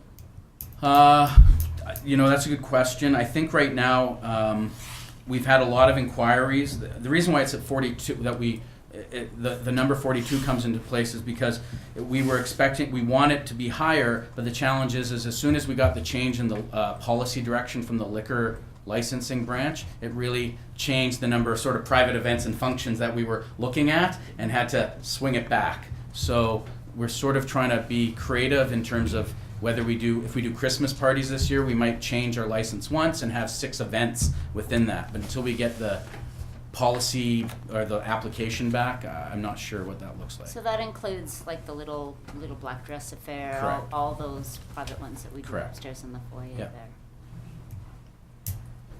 Okay, thanks. Any other questions? I'd like to sit down sometime, perhaps. 13 minutes is not long enough to go over this, so maybe we could come out and talk to you sometime, one-on-one or as a council, and go over this in more detail. I would love that. Thank you. Yeah, I would appreciate that as well, because I get lots of questions that I'm not able to answer about the contract and so on. Just to illustrate, looking at your report about the subsidy as an example, and I don't wish to take too much time up now, but simplistically, one could say, well, this $1.4 million it cost the taxpayers, we could get rid of that by just having a ticket surcharge of whatever that subsidy was. What would be your answer to that question? My answer is those business practices are already in place. Ticket surcharge, all that are in place. And I was referring to an additional surcharge additional to cover the subsidy per person that you put in your report. I would say that there's different models out there in terms of how different aspects of the business is done, but I would say that in some cases that some of those ticket surcharges that have been added on top of the fees and convenience fees and everything that the consumer already pays, is that there has been a bit of a backlash because the costs become exorbitant for the person buying the tickets. So it's Anyway, obviously, I think perhaps to Jim, we could maybe, if council's interested in this, having a more time to better understand some things. So just maybe we can just, how many council would like to have more time with Ryan at some time? Okay, but so perhaps Jim Brendan, you can make a note of that. We could do that. I think it'd be good to have some focus for that. So, okay, thank you very, very much as usual, Ryan. Yes, sorry. I just wanted to Yes. wanted to make a comment looking at the list and everything, like we're all business here. But it's still pretty darn exciting what's happening Yeah. over there. Absolutely. And a great job. I know you do an amazing job over there with your energy. And I Thank know you. you look for every extra dollar. It's interesting. It's been 5 years. The building's been open 5 years, Yeah. right? And it's hard to take that break and look back and go, holy smokes, 5 years ago, right? It's Yeah. gone by so fast, but who would have thought, right? Some of the acts and artists and the capabilities, right? So, Absolutely. anyways. Well done. Thank you, Ryan. Thank you. Our next delegation, are they here, Brenda? Jim? Sorry? We'll need to set up the PowerPoint, so maybe you want to take. Okay, we'll take a 5-minute coffee break and convene the meeting and welcome our friends here, Evelyn Coutre and Denise. Gary Belford. Gary, that's right. We recognize faces from last year, and so we'd like you to give a presentation about your powwow and the nature of your request. So, go ahead. My name's Gary Belford. I'm with the Dawson Creek Powwow Committee. This will be our 3rd annual powwow that I'm hoping will continue. For us, we try and teach traditional teachings, which is basically everybody who wears the regalia is part of their spirit. So we bring these dancers here, they're showing off who they are, trying to bring it to the kids, show some pride. It is an alcohol and drug-free teaching. It is part of our culture that is not brought out a lot. We're trying to bring it to Dawson Creek so people will see another side of it. We do not charge anything to come see this. We hold it at the Memorial Arena. It is trying to bridge a gap, let people see our culture the way we see it, because it's not brought out as it is. A lot of these dances go back to, I guess, thousands of years. I don't even know where they began, some of them. They're spiritual. I'll let the girls talk a little bit because they do the dance class, and I strictly do the more on the traditional and spiritual end of it. So when we do dancing with all the kids, we do a lot of the teachings of, we do show them the dance, but a lot of it is learning about the feather, learning about certain things that will go on with life, like alcohol, you know, how it affects them. Even at young ages, at the age of 7, 8, you know, already instilling that in them, how it is not to have that stuff around your feathers, because that's the closest to the grandfather, right? He's the grandfather up there, so that's what we teach them. We teach them the spiritual side. And then we have like a lot of the outfits, what they mean, like what dances they are and how to respect them, how to respect everybody else that's in their outfits. And, you know, I love dancing. I love teaching these kids. We have close to 60 that come, you know, and fathers, mothers, even grandparents, you know, they all come. And it's really nice. And the teachings that we get across, you know, we can sit here for 4 weeks and go over it, and we still haven't gone over nothing. We're still learning, you know, and that's where with our elders, Cookham, Isabel Auger and Frank Daniels, they come up here and they spend time with us because those are our teachers. Like, they're still learning too, and they learn from the Sweats and everybody everywhere else, right? So it's a big thing. And for our community, our youth that are out there, our children, or like my kids, you know, we all go out there and we go to powwows, we teach, and it's from the heart. And that's what we say, you know, all of this that we're doing is all volunteer. When we go to the powwows, it's volunteer. When we're doing the powwow at the arena, we're all volunteering our time. And it starts from December all the time. We've been planning already. So it's a commitment, you know, and the commitment is the commitment to life, the commitment to your children, to showing these children out in this community that we hold this and our pride. We try to pass it on to them. The elders, they're our teachers. So when the kids are learning, a lot of them don't have that structure. They don't learn that structure. So we try to bring it to them through that way. And I think it's the most thing, like dance is a part of it, but a lot of it is spirituality and, you know, getting in there and learning. And that's where when Gary comes, he's our male role model. He helps our children, our young men, because we can't do that as women. We can't tell the men. That's why he's so important on our committee, at the dance with our young men. And, you know, everybody has a part in what they do there. We all have our ways, we all have our teachings. We have people come from all different nationalities. We have people from the coastal, they come over here. We have people from the States, you know, in New Mexico. We have people come from everywhere to see the powwow, to come and dance, come and enjoy. We don't pay their gas to come here, they make their way here. Because that's the part of spirituality, they just love to dance. And that's what we want to get out in this community, is showing them that. There's Kokum and Wisham right there, they're Frank and Isabel. They're spiritual people. And Gary knows more about that spiritual part. A little bit about our elders. Frank Daniels was in the Special Forces in the United States. He did fight in the Korean War. Isabel grew up in, I can't remember, what do you call the schools?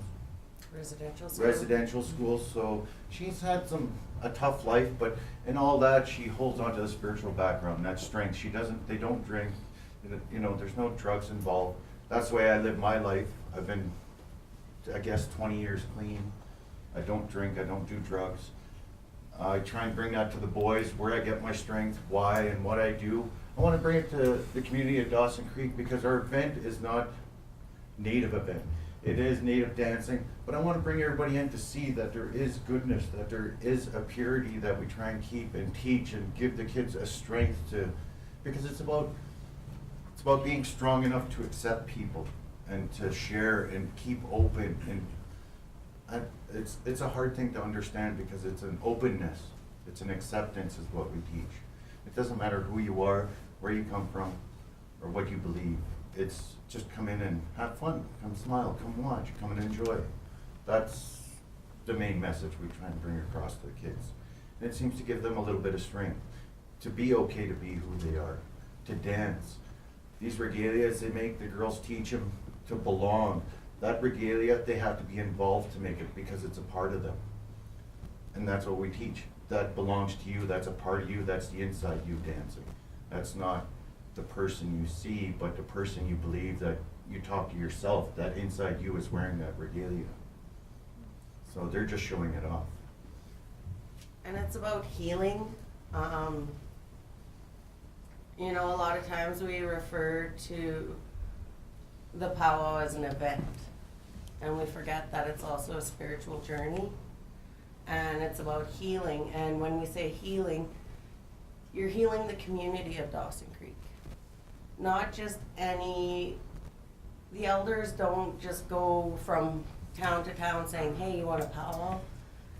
You know, this was a journey that we took with the elders, where they said, there's pain here. There's pain in this community, and part of healing the community and helping the community and giving back is by doing this ceremony for the city of Dawson Creek. It's not just an event, it's a ceremony as well. A little bit about me and Denise. I'm from Kelly Lake, BC. I grew up in School District 59. I graduated, she graduated. She works now in Dawson. We've been here 10 years. I really enjoy it. Like I said, I enjoy working with the kids, and we teach a dance class. It's not strictly Aboriginal. We're trying to get as many people to get involved, see what we're doing, and we do struggle. And one of my not great attributes is fundraising, unfortunately. So here we are. Not his strong suit. And my name is Ellen Kutra. I was born, raised in Dawson Creek, seeing everything that went in and out of this town as a young youth, as a young person growing up in the schools. And you know, it's a good journey. Like, you know, if I didn't live here, it'd be different. You know, and yeah, I like Dawson Creek. I've never wanted to leave, and I still don't want to leave, and I'm 34 years old. Everybody always says, I want to leave Dawson, but you know what? This is my community, and that's why I'm doing it. You know, I went through it with my family, and, you know, and I continue to, I am gonna live in this town until probably I die. So that's how I feel strongly about Dawson Creek, right? And that's why it's important to me. It's important to Denise and Gary, like, it's important to everybody that comes in Dawson Creek that sees and that wants to be involved with everybody here. You give yourself. You know, you go head first and you try to get things done. And try to do it with the best you can and with your heart and knowing and understanding. And that's a hard thing to learn, but you know, and that's where we are right now. We're learning and we're trying to get this forward. So our families in this community, our kids, older people, everything, all come together and celebrate and enjoy and do the ceremonies and understanding where each person comes from. So, you know, I'm not a good fundraiser either. I love working with the children, you know, that's where my strong suit is with working with children. I love working with children. So your request of council is? We are requesting the Memorial Arena and For the dates of. for the 12th, 13th, and 14th. And financial support, because last year we did struggle. And we were low on a lot of our stuff, like for funding and everything like that. So we are looking for that from the city of Dawson Creek to maybe help us with the arena and financial support. And what else did you put on there? Lakota Field. Yeah, and the Lakota Field. And what? Lakota Field for campers. For our campers, if we're in the process of approaching a school district to see if we could use the Central Middle School bus loop. Yeah. But in case that doesn't go through, just to ask if we can use Lakota Field for our campers as well and our guests. Okay, good. Well, a number of us were present last year at the powwow, and it's certainly a very, I'm sure, speaking on all council members, but they may want to speak for themselves, but we all felt most welcome. It was a very friendly, well-organized event, and certainly you can see it in Jedda's pride in people, and that's very important. So I think council last year expressed support for your powwow, and we'll consider your requests later on in the meeting today. But so thank you for the work you're doing with kids, and keep doing that. You have those classes at Tremblay, don't you? Yes, I do. Yeah, that's great. 6 till we're done. Till they want to leave. I tell you, one request from council might be for those people who take part in the grand entry, particularly Councillor Malkinson, you may want to give him a lesson on how to enter properly. You know what I mean?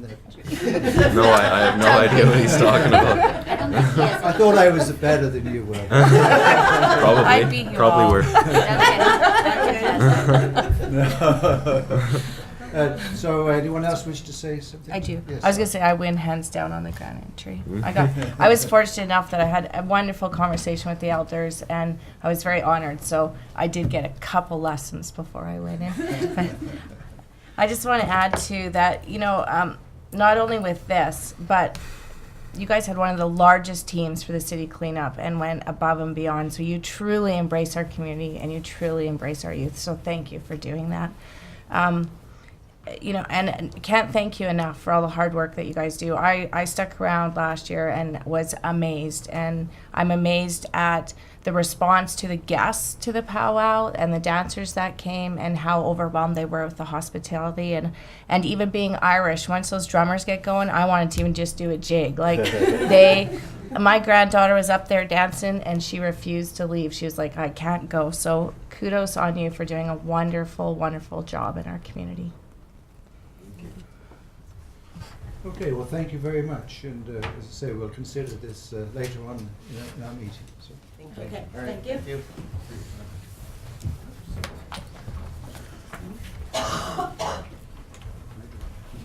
No.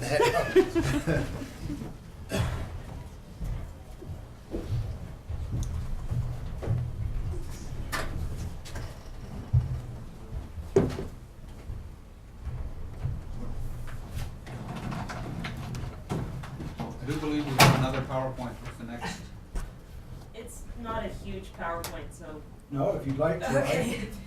We want to watch it. Sorry. What's wrong?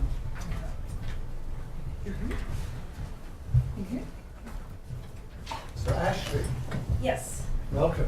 thank you. And you have a proposal for an interactive art installation in downtown core. Yes. My name is Ashley Moore. I grew up here in Dawson Creek, and then I left to go down to Vancouver and study at the Emily Carr Institute of Art, and well, I guess now it's the Emily Carr University. And I've just recently moved back with my husband to Dawson Creek, and I really want to bring more art and beauty to the downtown core, which I know has suffered a number of devastating fires in the last few years, which have been very difficult for the businesses there. So this idea, I'm calling it Poetry Walk 2013, and it is an art and poetry installation for the downtown area from about the north side of 102nd Avenue down to 104th Avenue, and from 11th Street to 9th Street, which, if I move forward, there's a map. The stars show the locations of where a section of poetry would be spray painted on the sidewalk. These sections would all be interchangeable, so depending, and because there's so many and because they're placed on the corner of the street, depending on how you walk downtown, you're going to discover a different poem with each different path. I would hope to, the idea behind this is I really enjoy reading poetry, and I find that these sorts of things really just brighten up my day. The theme for the poems and all the segments would be summer in the country. Summer, you know, stemming from my experience with summers in Dawson Creek when I was growing up. And I'm hoping that to encourage people to try and see as many of the sections as possible, and hence also seeing as much of the downtown area as possible, to promote this through Facebook and through posters in business windows, and encouraging people to take snapshots with their phones of the poems as they discover, and then sharing them with people, because there is, I tried to figure out how many possible combinations there was, and once I got into the 4 digits, I just gave up. I'm hoping this would take place from about mid-June to mid-September, so covering also the tourist season, and also about the same time that the art gallery has their annual art walk. These would be a good tie-ins because many of the businesses downtown are also the businesses which have artwork displayed in them during the art walk. So this is another way of encouraging people to walk around, see the businesses, see the local artwork, and bring some joy into their daily commutes. There are sort of 2 things that I can really see as affecting the city. The first is the very physical aspect of this would be spray painted on the sidewalk. I have done research on a number of different kinds of spray paints. The kind that would eventually wash away only last about 30 days and wouldn't cover as much of the tourist season as I would hope. And the reason I'd like to cover the whole tourist season is to encourage tourists to see the beautiful, vibrant downtown core that we do have.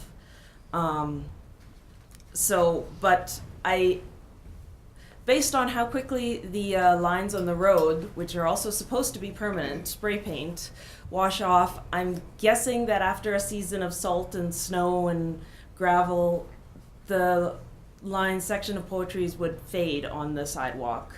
But I can't guarantee that because I don't know for sure. I haven't done this before. But the bigger effect that I hope it would have would be to encourage people to walk around downtown, to bring a smile to their day, to bring something conversational that they can talk to each other about, to bring joy when they find a different section that they didn't read before, or find one that really resonates with them.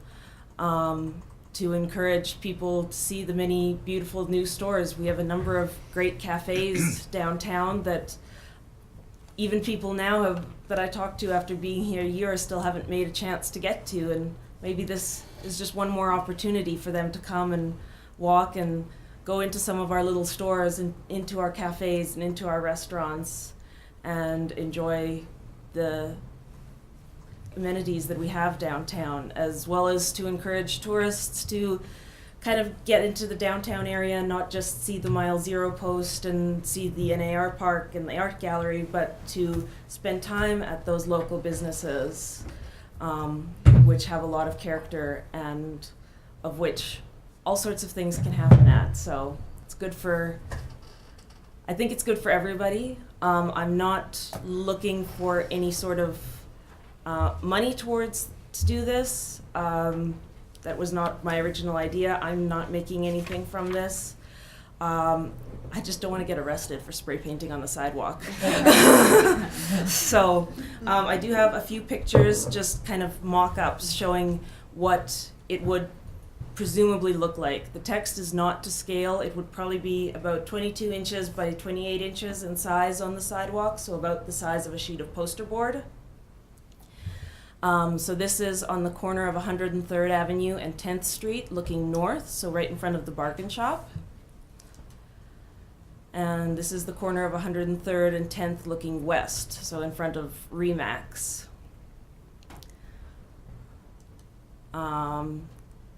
This one, the shadow kind of got in the way, but this is on the corner of 102nd and 10th, looking north. You can see the Mile Zero there in the background.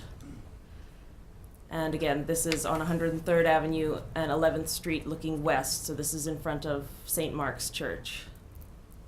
My idea for the color is that the color would be pink, because pink to me is a joyful spring-like color that is not something that you see a lot. Pink is not a color in any of the businesses in the downtown area, so it would be something that would stand out to the eye. So I just wanted to bring that up and present that to you. The art gallery and Kit Fast, as their curator, is in support of it. There is a letter included in the proposal package which I sent, and I'm just hoping that you will approve it so that I can do this and I can share that joy and show that Dawson Creek has art and beauty and literature, and it's not just an oil and gas town, that there's a lot more community and beauty to it than some people, especially people that I knew in the Lower Mainland, think. Mm-hmm. So thank you all very much. Well, thank you, Ashley. Welcome back to the community. Thank you. Any questions from council to Ashley about this project? I was just thinking about the type of paint you could use and the kind they use on the highways for the lines. That would be perfect, because it does actually just wash away. Yeah, it seems. it's supposed. I looked into that, and it's supposed to be a permanent type paint, but it's not up here. Just the hardness of the salt and the gravel and the grading, it just wears it away. But yeah, that's probably the kind of paint that I would use, so that the idea is that hopefully the paint would fade as summer fades. Nice. So. Thanks for your presentation. Thank you. Any other questions? No. So who's going to select the poems? They're mine. I'm writing them. Oh, you're writing them? Yes, Okay. it's harder than I thought to write a bunch of lines of poetry that all have to be interchangeable. Yeah. Sometimes one goes better with something else, but not everything else, and so it's been very enjoyable to write them and to look back in my memory on the summers that I've spent here growing up in Dawson Creek, and to put that into words.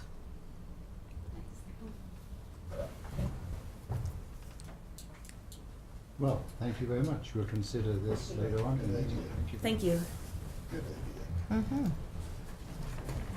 Mm-hmm.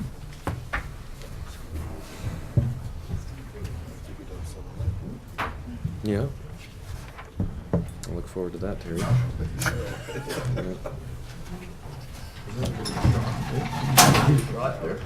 I don't know. 7, 6, 7. I think so. So that concludes our delegations, does it not, Jim? Yes, it does, Your Worship. And of course, we have some matters to deal with, but I'd like to, if I may, finish the consent calendar business and then go back to the mayor's business. Is that okay with everyone? Yeah. So, refresh my memory. You requested, Councillor Melton, that the letter from David M. Levis be removed from the consent calendar. That was passed, was it not? We voted on it, yeah. Yes. So can I have a motion to receive the remaining items that were untouched by Councillor Meltonson's motion? All those in favour? Motion by Councillor Wilbur, seconded by Councillor McFadden. All in favour? Carried. So now to your item that you had removed, the letter from David M. Levis. What is your wish? As I was saying earlier, I hoped at the very least to have this, the concern of this gentleman forwarded to the RCMP for their information. So you make a motion? Yeah. Seconded by Councillor McFadden.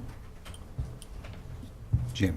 Through Your Worship, you might want to add that you will forward it also to the folks doing the transportation master plan. Yeah, sure. Thank you. Good idea. That acceptable to move and second it? So that's added to the motion. Can we put the question to a vote? All those in favour? Carried.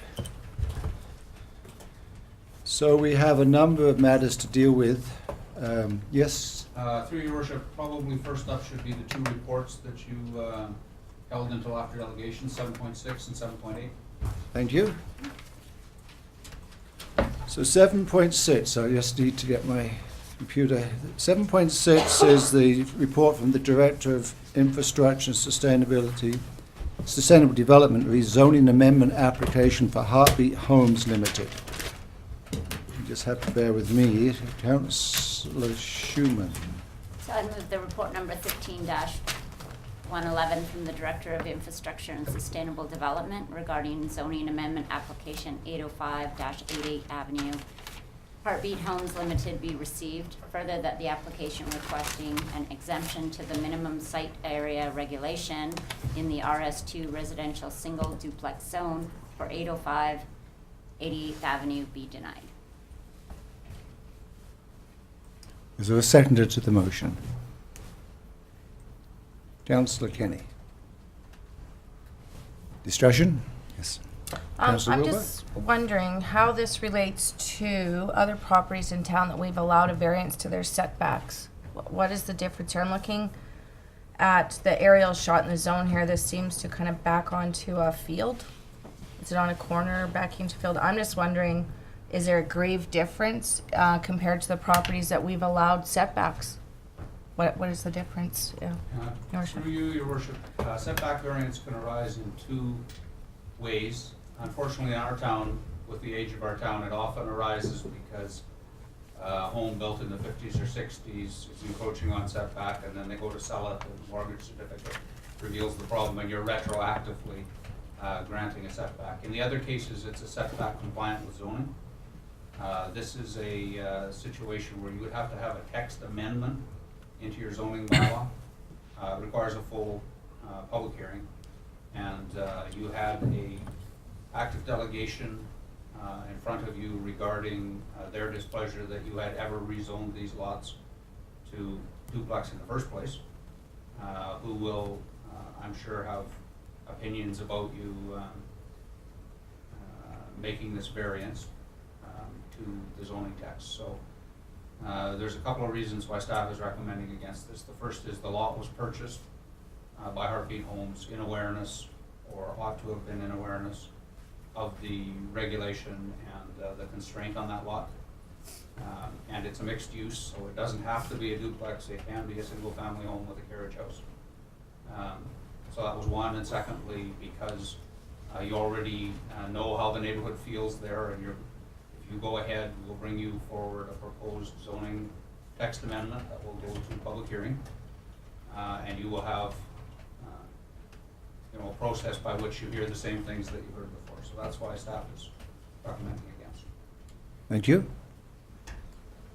Any other comments?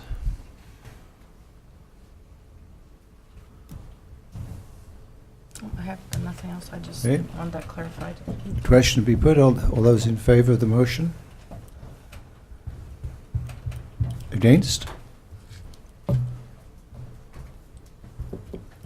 I'll have to vote in favour of the motion, so it's carried. Next item, 7.8. Report number 13-112 from the Chief Financial Officer of the 2012 audited financial statements. Councillor Kenny. I'll move the recommendation that report number 13-112 from the Chief Financial Officer regarding the 2012 annual financial statements be received, and further that Council approve the City of Dawson Creek 2012 audited financial statements as presented. Seconded by Councillor Schumann. Discussion.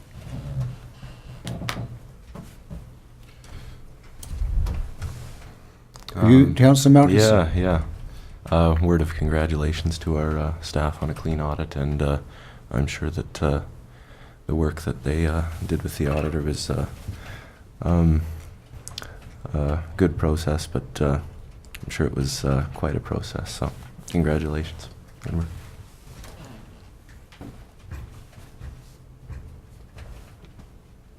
Any further comments? I'm waiting for the document to come up on my screen here.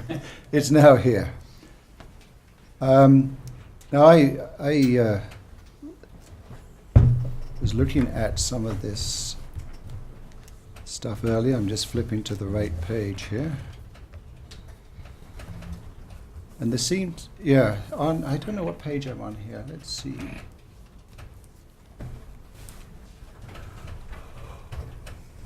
No, it doesn't show me. Anyway, the title is The Corporation of the City of Dawson Creek Consolidated Statement of Operations and Changes in Surplus, December the 31st, 2012. I was just wanting to ask some questions about the variance between the actual and the budget. Particularly the sale of services. What was the main driver between the difference, the budget amount and the actual amount? There's a variance there of about $700,000.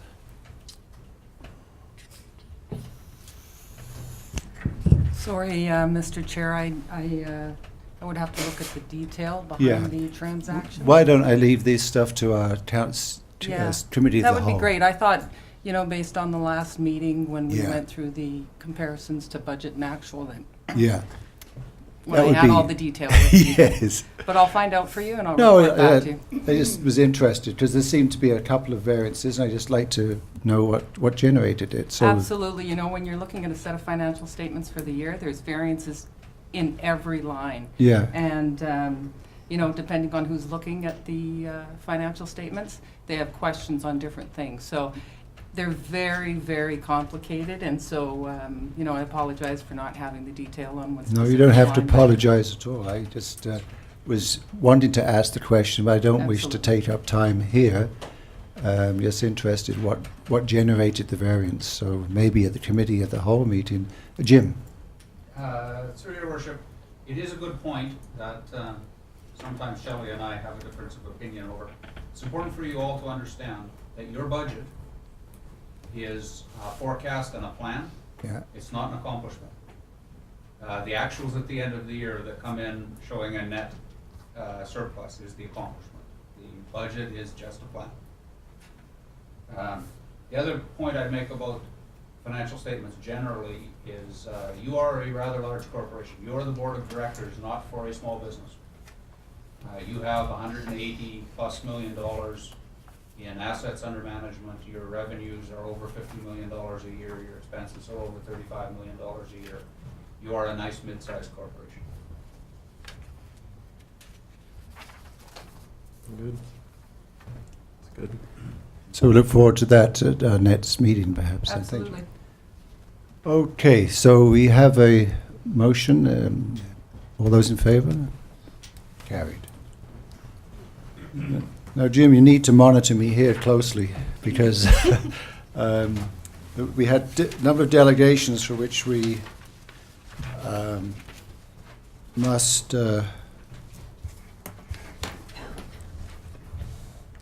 so the Richardson Pioneer, Calvin made a presentation about the installation of the water hydrant to provide bulk water to grain producers. Is this the appropriate time, Jim, to discuss this? Do we have... Yes, it would be, Your Worship. There's no need to have one or two of those matters that you shared with me earlier. We can discuss this fully, can we? Certainly. Okay, go ahead then. So I'd like to ask staff for its opinion on this matter. Well, through Your Worship, as you can tell from the delegation, although nothing was submitted in writing for you, there is a significant history out there, which goes something like this. For fire protection purposes, there are actually two hydrants there that are private hydrants to Pioneer and all of its predecessor companies. For a great many years, the engineering department allowed hookup of a hose to the hydrant to fill fertilizer trucks. So the farmer, Mr. Berg, Mr. Fritsch, Boric Farms, Valley Farms, all our big customers out there, would fill their tanker with a certain amount of chemical fertilizer, and then it would be diluted through using water out of the hydrant. That was the old way of doing business, and in fact, nothing was billed to those companies for many years. At a point in time, council became aware of, I should step back and say there was a period of time where the more water you used, the less we charged you, because we felt it was an abundant resource, and there was no need to in any way conserve its use or price its use. Those days are long over. And so at a point in time, the company was required to have, to be billed. That came out because you have seen some of the reports suggesting we have about 17% unmetered water.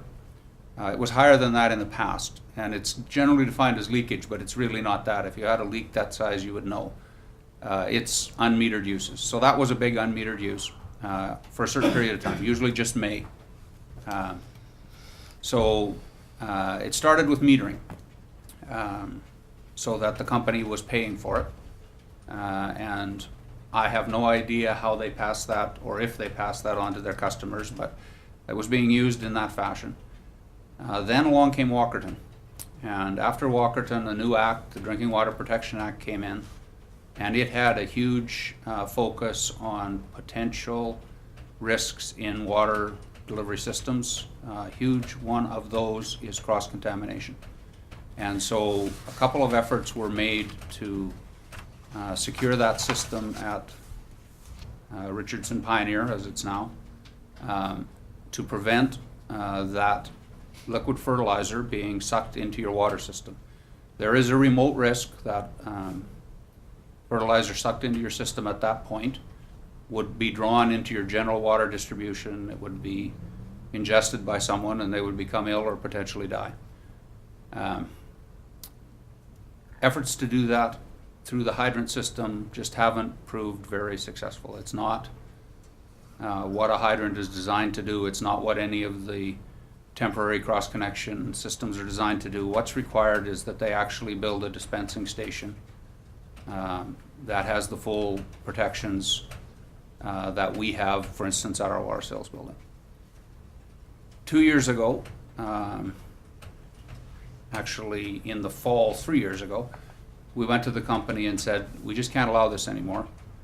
We need you to build this station. They said, we'll build that station. And came the spring, they said, we didn't get around to it, can we have a year? Staff, I'm finding out about this after the fact, but in my opinion, staff inappropriately decided to allow that risk. And they went through another spring on the condition that they were going to build that. As they've told you, ownership changed and they never did build it. They had awarded a contract and they canceled the contract. And so that station is still not built. It is inconvenient for the large customers to drive their tanks around to our water fill stations to fill, but it's an alternative that is available to them.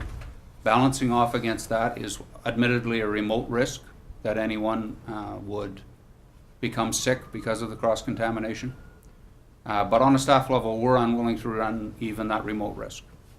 Council can provide the waiver, but then I have to tell you, you are the ones who are running that risk. The Drinking Water Protection Act says each of you, staff, if we had been the ones approving it, are liable in the remote case, but very regrettable case that someone becomes ill or dies. Staff who had been the ones approving it would be liable for a $200,000 fine or potentially a year in jail. You can give the 60-day waiver if you wish, and then you're transferring it to yourselves. It would be yourselves who could be fined $200,000. It's yourself who could go to jail for a year.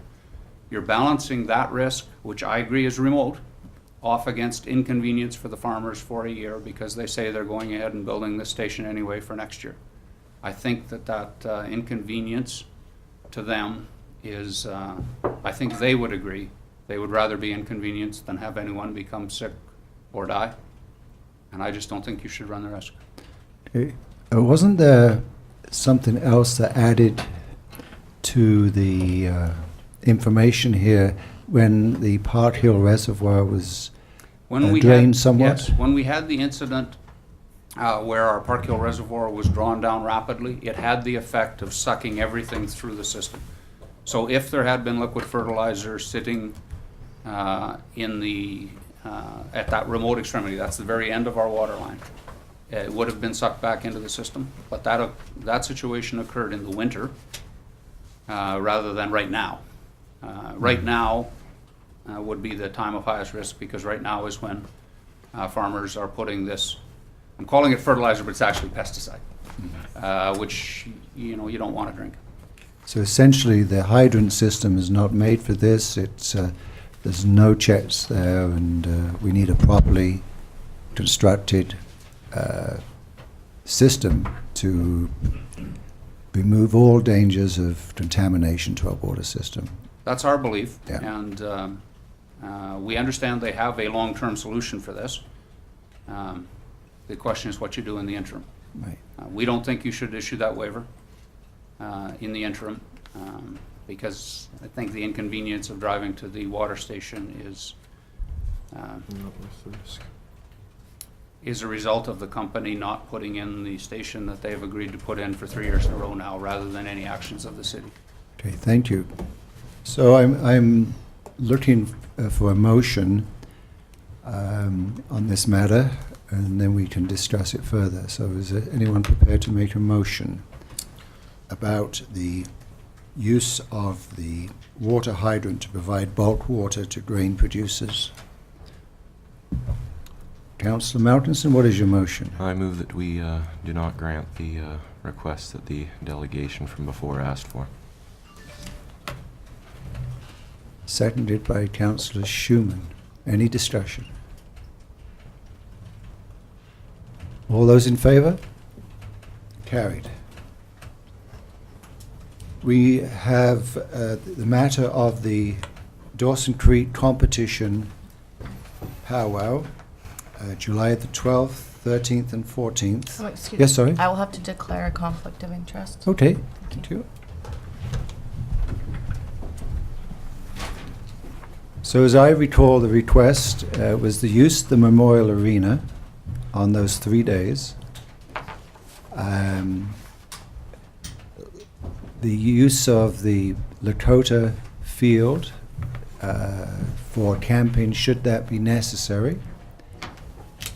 And I didn't hear it, but last year, maybe I missed it, but last year they requested that the fee for the use of the Memorial Arena be waived.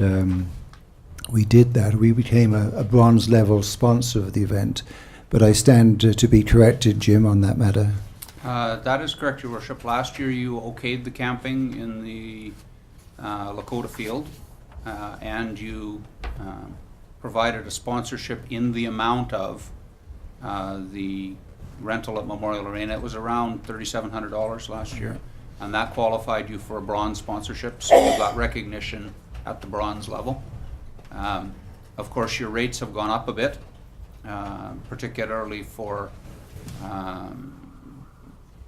the Memorial Arena as a result of your fees and charges. So your amount this year for 3 days would be larger than that, more in the range of $5,000, which would again qualify you for a bronze sponsorship. They also, the delegation also requested additional financial support, which you didn't, there was nothing additional last year. There is one potential problem with those dates. Those dates are available at the arena because we've been kind of holding them in anticipation of this event the week before, in fact the 10 days before. We'll have no power at the arena because BC Hydro is making a change to the transformers serving the arenas and the curling rink, and they have told us that they can wrap up that work in 10 days. And I'm sure they never run over on a project, but in the unhappy event that they do, this event could be jeopardized by a lack of power.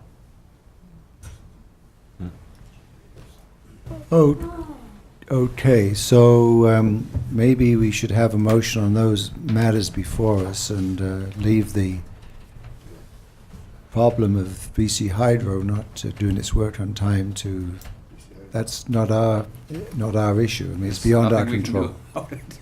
Councillor Schumann.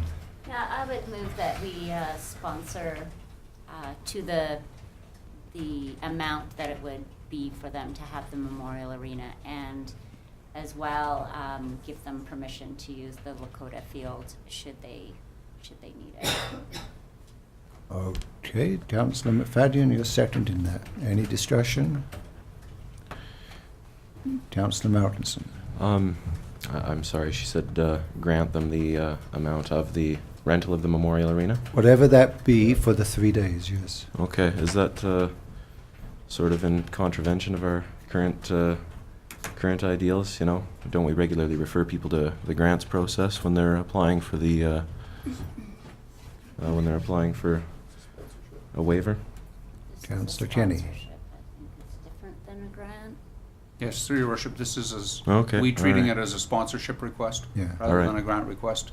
A whole bunch of the information you would require for a grant request is not included. Okay, sounds good. Okay, no, that's fine. All those in favour? Carried. And then we had the presentation by Ashley Moore, a proposal for an interactive art installation in the downtown core. And Ashley has a number of poems. She showed you where the poems would be spray painted on the sidewalks, and she wanted permission to spray paint in those locations some poems. I think it'd be nice to have a motion first and then discussion. Councillor McFadden. I would move that Ms. Moore be given permission to proceed as she plans, and good on her. Do you want the good on her added to your motion? Yeah. Seconded, Councillor Kenny. Discussion. Councillor Wilbur. I just think it's a really unique idea and really inspiring of her, so yeah, I agree, good on her.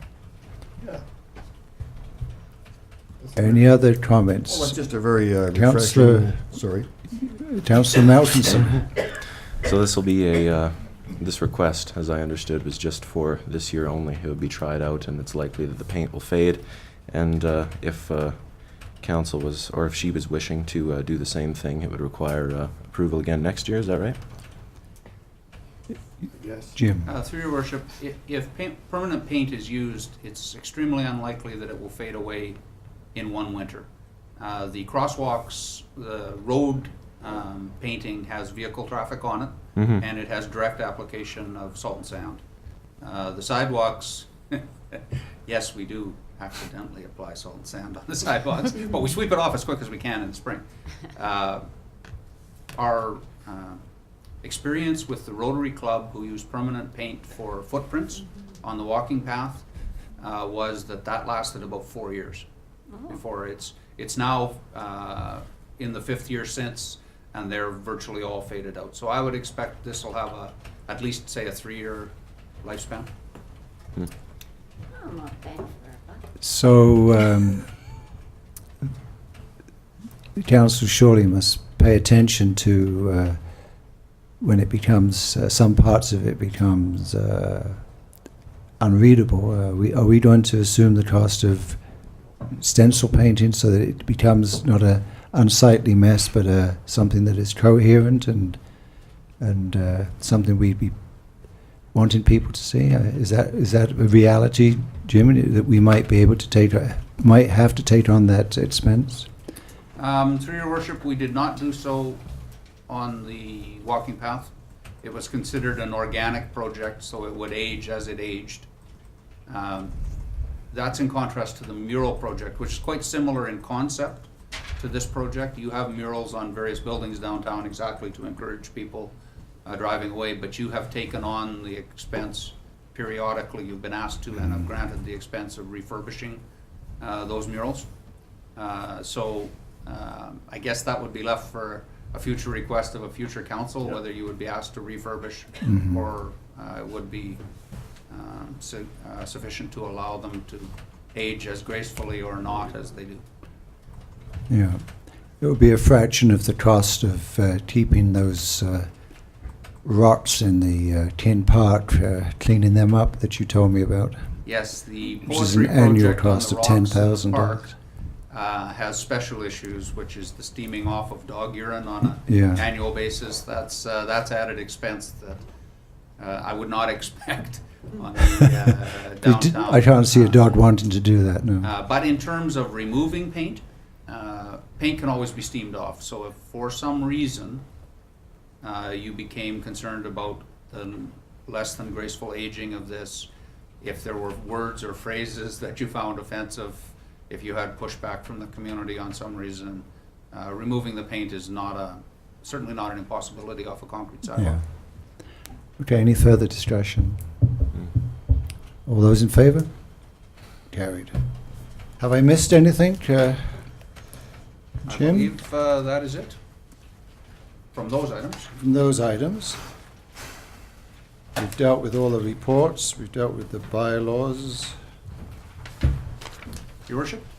Yes. Perhaps before you leave mayor's business, as usual, we've passed very lightly over the fact that today you've okayed 3 light industrial development permits, 24 new dwelling units, 6,240 square feet of new retail space, and a commercial expansion. As if this is just the normal business that a municipality does. You were just talking about how some members of your community have been accusing you of being anti-business. If you were anti-business, why the heck is this happening? There are communities, you've just done 2 years worth of development approval, permit approvals for many communities in Dawson Creek, and it's just a routine matter of your bi-weekly business. Councillor Schumann. Yeah, I just want to say Councillor Wilbur and I just attended NCLGA, spoke with many communities, and I can tell you that a great number of them would be grateful just for one of these developments. So we are very fortunate in Dawson Creek for this development. It's not happening everywhere. That's right. Yeah. Yes, Councillor Kenny. And I also might add that it looks like Dawson Creek is a pretty attractive place to invest in. There's a lot of investor confidence if businesses are willing to spend the millions that they're spending in locating or relocating or updating what they have here. Well, I guess If I may, while we're on the topic, I happened to be in this building last week, and two gentlemen came in from a large Actually, hotel chain. I would suggest that we discuss that matter in closed. No names, no names. Council should have a full flavor of that discussion, but Okay. they asked that it remain confidential, so. Harry. Mr. McFadden. Terry, smarten up, please. Okay, moving to the strategic priorities chart before Councillor McFadden gets us into deep trouble. Any comments from you, Jim, on the strategic priorities Nothing new chart? on the strategic planning chart, but I should just update you as where we are on the project around water security. The Surewater survey is just complete. The hard copy surveys have been received and are being compiled. We expect to have a full report for council at the first meeting in June, and suggested next steps for council. Administratively, we're not quite sure what those next steps are. We're waiting for the final report from the survey and communications company, but it's fair to say that a very wide range of opinion has been gathered from the community. And just as you saw at the public meeting, what would have been easiest for council, which is if everybody thought the same on this issue, has not come to fruition. There doesn't seem to be any two people who hold exactly the same opinions. Well, I look forward to that, and how we navigate all that stuff. Question and answer period. Any questions from anyone here? Okay. Media, any questions? What was Terry about to spill? I would tell you outside, but I have no idea what it is. So. Okay, so I'd like to call a recess for us to go to closed meeting. Yes, Brenda? The motion to go into closed needs an addition to it. Item 10.1, as per section 90-1-J. That would be Councillor McFadden's. Okay. I will make that motion. Thank you. Seconded by Councillor Maltinson. All in favour? Carry. So shall we have a 5-minute recess? Yeah. Have it in the open. We reconvene at 11:15 then. Sounds good. Okay.